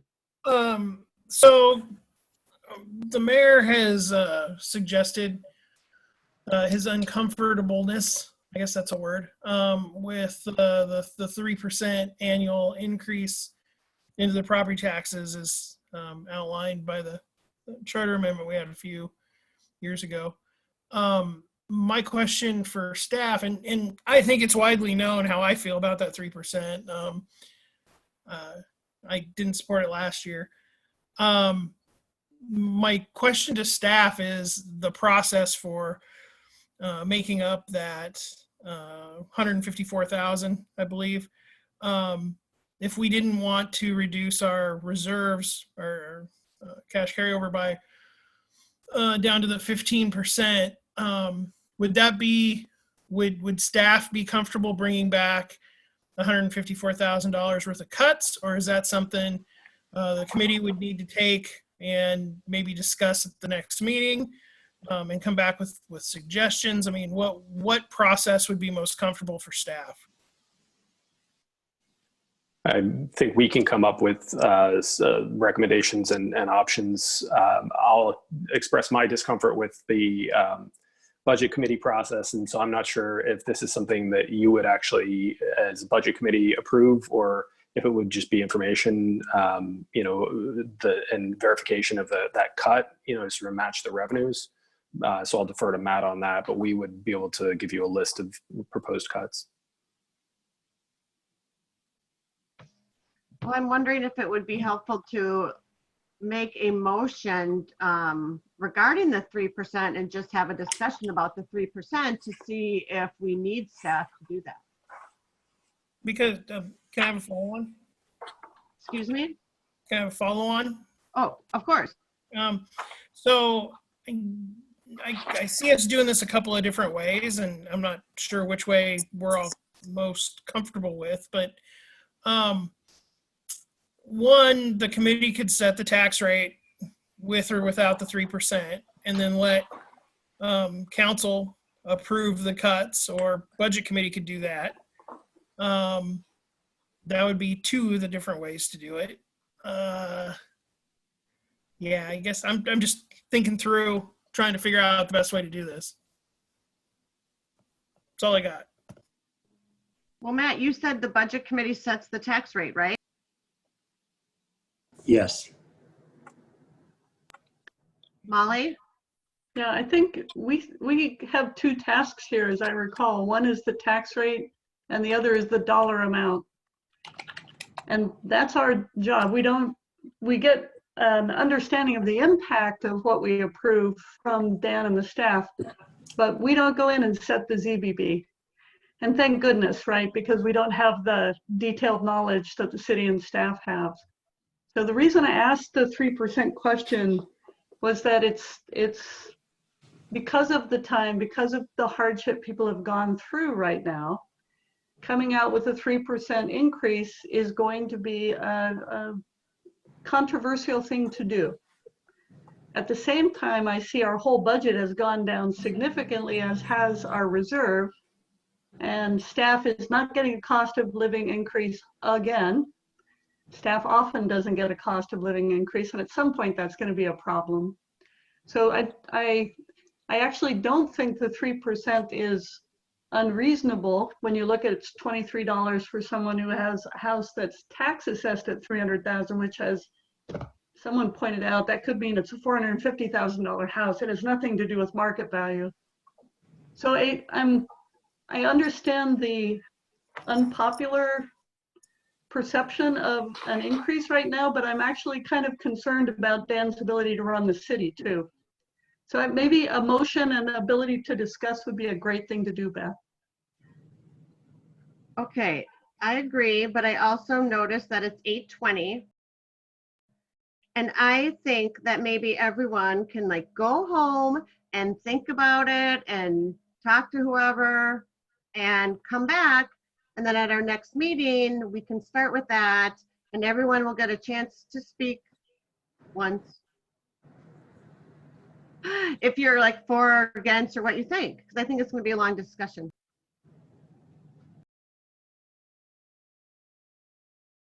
Truman Stone.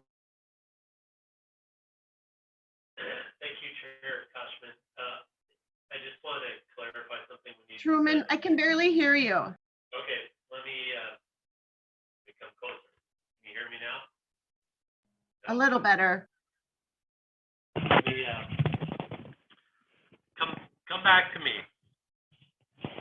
Okay, all right.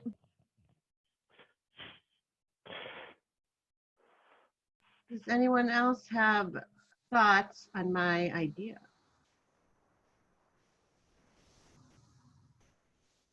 Jack, I think you're going to raise your hand. Good, noted. Well, I was going to suggest that your idea is good, because we're at the point where we're 10 minutes away from that subject and approving the budget. And I guess we're not going to approve the budget till we have that discussion. So it might as well be the next meeting. Thank you. Solomon. So I just want to try to get this right, because I am a little confused. So we're going to decide about the 3% or not. And whatever happens with that cut potentially would not be decided by us, or it would be? Dan? It would not. I think we, we present the information about the budget and the detail of what we intend to do with the money that we expect to have. We sort of tell you how much it's going to cost. And then to the extent that you're willing to agree with us, I guess, in that sense of the 3% or the not 3%, then we adjust backwards if it's not 3%. And if it is 3%, we go forward. But the detail of the budget will be decided and adopted by the city council, and then that's more of a staff developing the detail, and the city council may be able to adjust some of those things. I guess is again, I may be getting out of my lane a little bit there, but the budget committee hears all the detail, but is really focused on the tax rate. Sort of the how much money is there, how big is the pie. And then, we're essentially talking about at staff level how we're going to divvy it up and get the services done that everyone expects. Thank you. That's very helpful. Rick, did you put your hand down? Yes, Dan answered my question. Thank you. Perfect. Truman, are you ready? I think so. Can you hear me now? All right. I just wanted to, as a reminder, you mentioned about people going away and talking to other people about this. By state law, the budget committee members may not discuss or deliberate on the budget outside of a public meeting. So while you are free to talk to your friends and family, you are not free to talk to each other about the budget. We could talk to community members to try to get a feel what they think. Yes, you can talk to anybody who's not a budget committee member. Perfect. Thank you, Truman. So what do you guys want to do? Who wants to adjourn? Beth? This is Matt Zook. Oh, hi, Matt Zook. Just to, normally I'm behind the screen pulling levers and stuff, but hey, I want to make sure though, before you do adjourn, that if there's information or questions that you have now that will come up, I think this would be just a good time to make sure that we can come back with information that might be beneficial. I mean, to Dan's point, it is definitely a staff, staff will be prepared to answer questions on how we would absorb that impact if a 3% was not moved forward with. But I want to make sure that if anybody has any questions that we can get that prepared in advance for the next meeting too. So ask you sooner rather than later. If there's information that is desirable, this would be the time to request it so we can prepare that. Questions can be answered, offline like we've done with the Q&A, but just being sensitive to the fact that the budget committee as a body requests information, additional information, and I want to make sure that if there's requests for that information, that the budget committee makes those decisions as a body and requests that now in advance so we can bring that back to the next meeting. If there's nothing, that's fine. I just wanted to make sure that was there was an opportunity now before we rush to adjourn. Okay. Rick, are you raising your hand? I am. Matt, to that point, and I respect what Dan said, I would like to know if we're gonna go $155,000 less, what your thought would be on how that might be split. I'm not asking for the specifics, but whether you would go 75-75 or how would you try to absorb that? That would just broad strokes. I don't need the specific details. Thank you. Solomon, is your hand raised? Yeah, I guess, again, not something necessarily right now, but it'd be interesting to understand both the city council and, department heads, how impactful those cuts would be to what they're trying to do in this year. rather than taking it from the reserves. Matt, do you understand that question? And I'm wondering Yes. for like the reduced revenue from everything due to the pandemic. I don't know how you guys decided that for like the 3 months, if it was a percentage or if you thought that, this would just have zero, but I would be curious to see if you could do that with a reduced revenue for 6 months. Because I don't think this thing's going to be over in September. Is that like a really crazy ask? Well, let me go ahead. Let me clarify.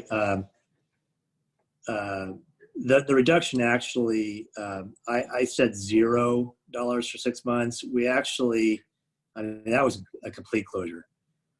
Moving into the second quarter of next fiscal year, which is October through December, we're still, our model still sees that coming online slowly. So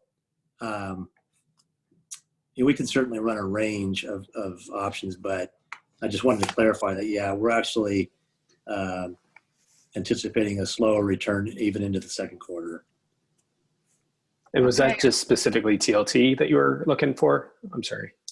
Well, what were those big ones? You said our major areas of revenue, Matt. You listed like, it was TLT, what? Property tax, TLT, and state shared revenues are some of the bigger ones.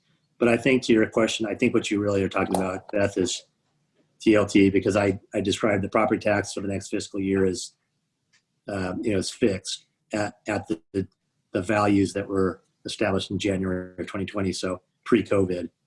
The state shared revenues, I think those are a little bit more, or a little bit less variable than what we're seeing with the transient lodging tax. Okay, and we only get, what percentage of that goes to the general fund? The transient lodging tax is 9%. Of that 9% revenue, 35% is restricted for tourism. 65% goes to the general fund to support city services. We put it into the general fund. Or maybe just what percentage compared to last year, maybe you're budgeting at for the second quarter? You're asking what are we projecting on that second quarter specifically? Yeah, I don't know. It would just help me just to get an idea, like compared to last year. Are you at like budgeting 50%? Yeah, I can. Just enlighten us a little bit more. Yeah, in fact, I can do that now. Just give me 1 sec.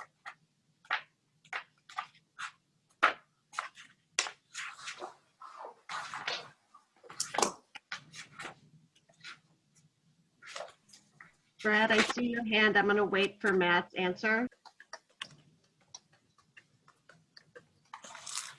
If you look at page 98, we're the adopted 1920 budget anticipated nearly $1.1 million. Now it's in a healthy environment. We were, been cruising along nicely. It's actually, over 1.1. The proposed budget for next year is essentially half. So that lends more to what I'm saying about becoming back online. I see that slowly. So I think if I recall correctly, my second quarter number was actually like a 67% reduction over the healthy years. So that it sort of implies that we would see a closure, the complete closure through September, and start seeing revenue trickle in October, November, maybe be it back up into a full swing by December.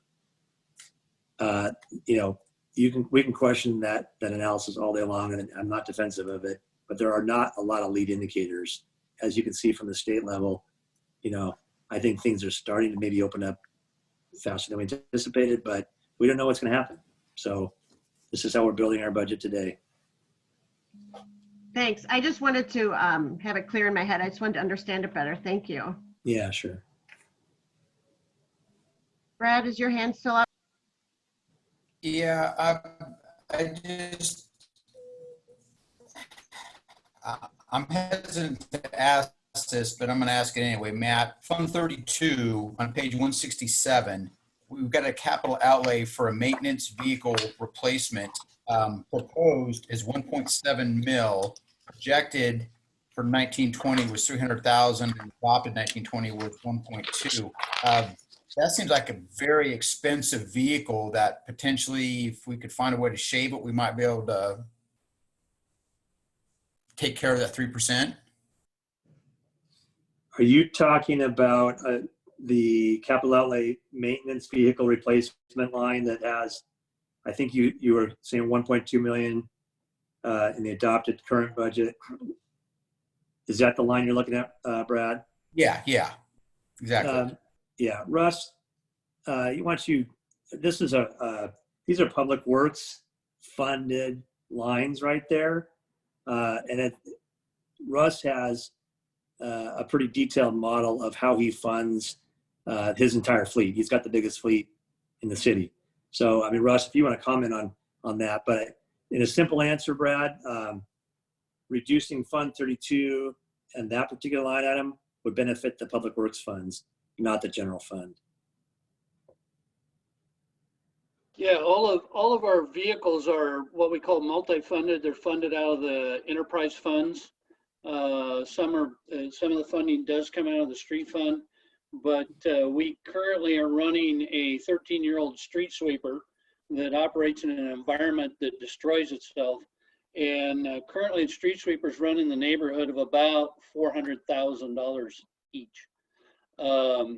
Even downsizing to some of the smaller ones you see in parking lots run in the neighborhood of 150, but yet are not capable of meeting the needs of sweeping approximately 400 lane miles of streets every month. So there is some significant expenditures in vehicles to maintain our system. Oh, okay. Thank you.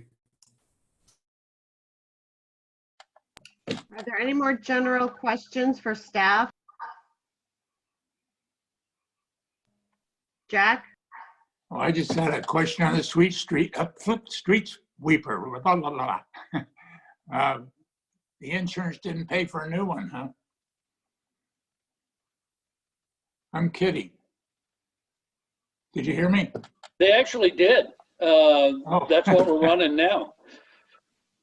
Oh, okay. Yeah, it came by my house this morning. Looks like it's a pretty good job. We've got some very conscientious employees and some good mechanics that keep it going. Dan? So I'm not sure if I'm allowed to ask questions, but I'm going to try anyway. I guess, I've heard some concern about TLT, and I think about the sort of predictions that we've made, the base assessments, and I'm not sure, so this is why I'm asking the question, and it's a question more for Matt maybe, but also it's directed at the committee, so I try and make sense of it, but would the committee want us to come back with a reduced estimate of what we anticipate TLT to look like based on, level of concern? I mean, there's certainly information out there that we're getting from an economic development world that, people are going to be doing staycations and those kinds of things and not necessarily staying in hotels. And we certainly don't know when the hotels are going to be back online and what that's going to look like. If we're looking at finalizing this thing, it seems like that would be one of the things that you all would probably want us to have honed in on. And I'm not sure that relates back to the mission of the budget committee, but I'm just kind of trying to lump that into this overall discussion of level of comfort and, kind of where we are as far as tax rate and those kinds of things. So if that makes sense, sorry, it's a question to all. Well, no, I mean, I'd be curious to know too, because I'm a little nervous that the income's not going to be what we hope it will be. But I don't know if what you guys think, and if the committee wants to ask them to change some of their revenue numbers. Anyone have any thoughts on that? Molly. I think right now it's really hard to do risk analysis because no one's got data we can copy on this. I know that the data is coming from the state, it's coming from tourism boards. It's because I've discussed different parts of this with different people trying to understand what activities can happen. It would be great to have, this is the point behind my question, Matt, to have an understanding of where you think we're taking risk with income and what you've done to model it. But that's just a comfort. I don't think anyone has an answer. Solomon?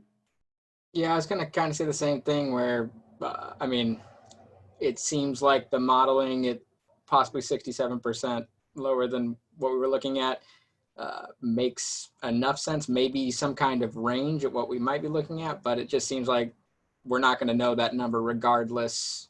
And, you know, how many numbers do we want before it's a moot point in general?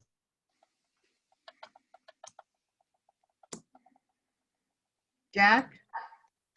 Well, I'll weigh in on the crystal ball a little bit. In Yamhill County, a lot of the employment is directly related to healthcare and ADEC. And those two are taking a big hit. And how quickly they'll come back is, in most people's view, rather slowly. So when you start looking at the third quarter, fourth quarter of this year, I don't think it's going to ramp up to what it was previously. That's just my assessment and opinion based on what I do know about the employment in the county. Do any of the city councilors, I would love to hear from, see if you guys have any thoughts on that.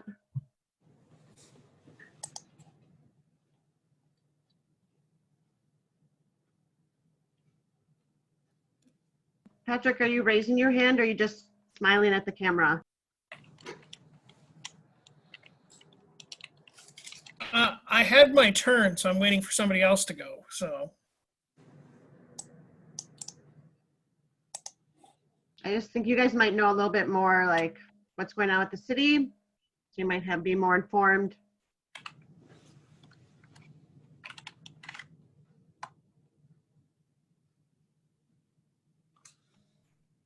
So I'm wondering, should we make a motion to see, should we vote if we want the, I don't know, Dan, however you said that, what would it be? Just like reworking the numbers? I don't know. So I feel like no one is really not feeling like people want that or need that. Matt Zuck? I'll just have my opinion, and I did a little bit of, I have the TLT model up in front of me. If you think about this, but just budgetarily, for every, in a normal good year, $1.1 million, $1.2 million of revenue, divide that by 12, it's about $100,000 of revenue a month. But it's not a straight line, okay? So that's where some of this just gets way outside of really nailing down in a budget committee level. But I think what would be more prudent is maybe even just knowing that the staff and the council has a plan to respond in a nimble sort of fashion as we move forward. I mean, we can sit here and analyze this all day long, but to Molly's point about getting information, I talk to people too, and there are not a lot of lead indicators on where this is going. So it's not like other well-established industries, if you will. I think knowing that the city has a plan to move forward, if the revenue isn't coming as planned, we will have to adapt. I mean, that's just pure and simple what we're going to have to do. So I don't know that it's going to be, I can give you information, but I don't know that's going to move the needle on the decision of moving forward. If you decide you want to reduce the revenue, okay, then we make more cuts now. But, you know, that could just be an exercise in futility, because if it comes back earlier, then, you know, we're going to adapt to that too. If we get more money, I don't think that we're going to sit on that money either. We're going to make decisions on how resilient is the economy going to be, what services can we bring back online. We're going to be making those decisions throughout the year. We're asking the budget committee to sign on and approve, not just rubber stamp, but gain comfort in what we're bringing forward. And this is one of those areas that you're just not going to know a whole lot about until it plays itself out. It's a little bit less predictable than many of the other things like property taxes and, you know, just straight line revenue. So when I can bring back to the next meeting, since we're out of time, and I can bring back to the next meeting some information more about the transient lodging tax and what, you know, some ranges of response might be, if that's helpful, and I would love to do that. I just wanted to respond more essentially to not getting too spun up on the budget committee's role in this of setting a revenue rate, if you will. So. Okay, so I do realize this meeting is going long, but I also have 4 hands raised. Elise, we have not heard from you. Hi. So, I mean, I guess I just want clarification on what the question is, because I think, I mean, I agree with what Matt just said, and I think I'm having a difficult time. With the TLT funds, was the question that was asked of us in regards to like ADEC and Providence, what we're feeling, like if how quickly we're going to recover, in the sense of, I mean, putting my public health hat on, to Matt's point, I don't think that we can anticipate that. And I think we just have to be agile and be willing to amend when we're going to need to. But I mean, can someone clarify what the question is in regards to those 2 industries for the council? I don't know if there was a question about those 2 industries, Elise. It was, you know, if it was, the original question was mine, which was would the committee like us to lower, you know, I guess I sense a level of anxiety about the TLT and the economy and sort of our predictions around the economy. Would the committee like us to lower our estimates on the TLT, you know, reflect the level of anxiety and uncertainty that there is out there? And I guess I think that might have some influence on the tax rate discussion and the decision on what that tax rate might look like. Maybe, maybe not. And that was a muddled question, but that was my question. Got it. Yeah, and I mean, for me, I mean, just to be honest, my guess is if I'm going to take a guess, I'm going to wager it on what Matt's predicting. I don't think it would hurt to have more numbers, but I feel comfortable with what is being presented. Okay, thanks, Elise. Denise? I was going to say much what Matt said. You know, we have people at my work who sit on national boards and state boards and economic development, and the answer is we don't know. That's the answer. So I think we could get so caught up in this idea that we need to guess, and instead we can depend on our staff. We do what we need to do, depend on our staff to keep a careful watch over it. And if things start improving, then they will make those adjustments. If things are going downhill, they will make those adjustments too. We could spend the rest of our lives until we know what's happening, talking about what might happen. Thanks, Denise. Stephanie?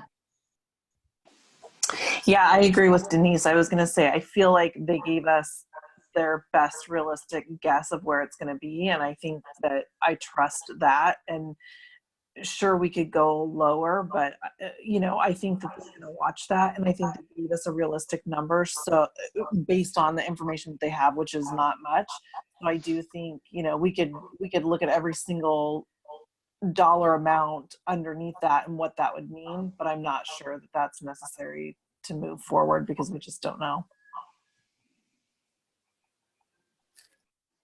Thank you. Patrick? So I don't know how many people on here know how long it takes staff to create one of these budgets, but they start talking about it in January, February, sooner, and take, you know, a couple months to put something together. And the turnaround time on when we face this COVID crisis to creating this budget was impressive. And not only was it impressive, I looked at the numbers, and then after the last meeting, I questioned the gas tax numbers, and I went and talked to some folks, and they were like, no, that's what we think, because the increase in trucking and the other items that were factors that were baked into the cake.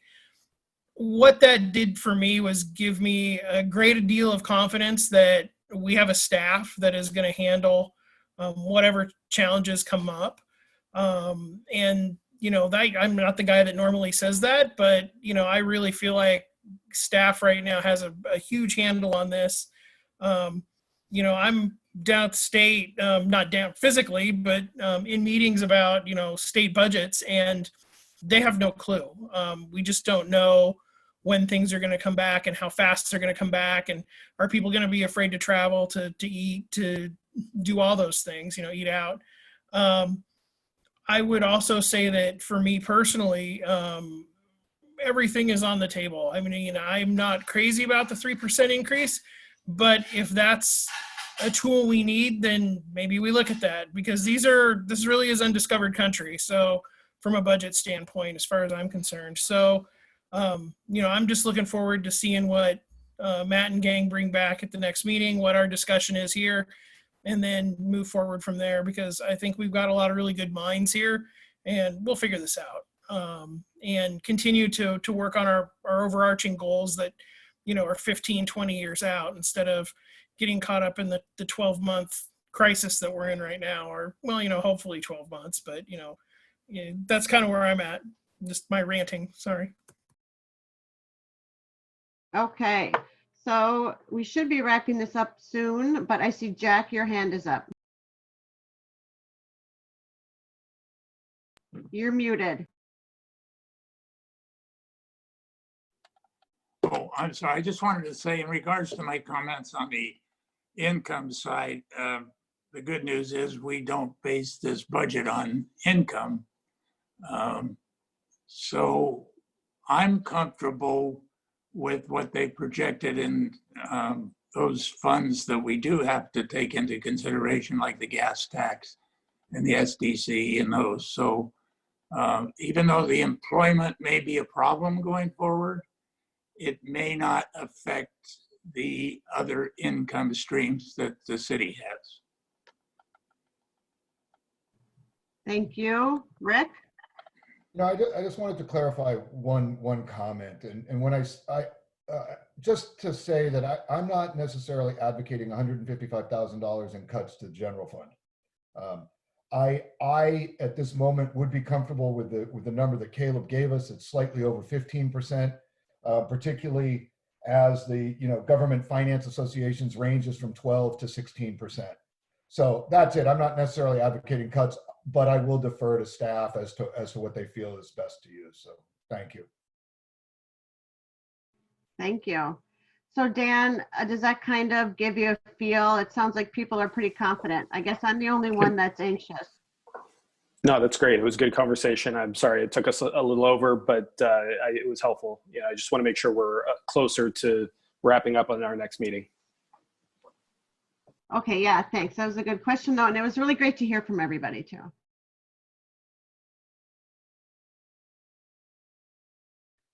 So I am seeing no further discussion. So it looks like we are going to be having another meeting. It will be next Tuesday, May 5th at 6:30. Motion to adjourn? Second. Thank you. Molly, you seconded?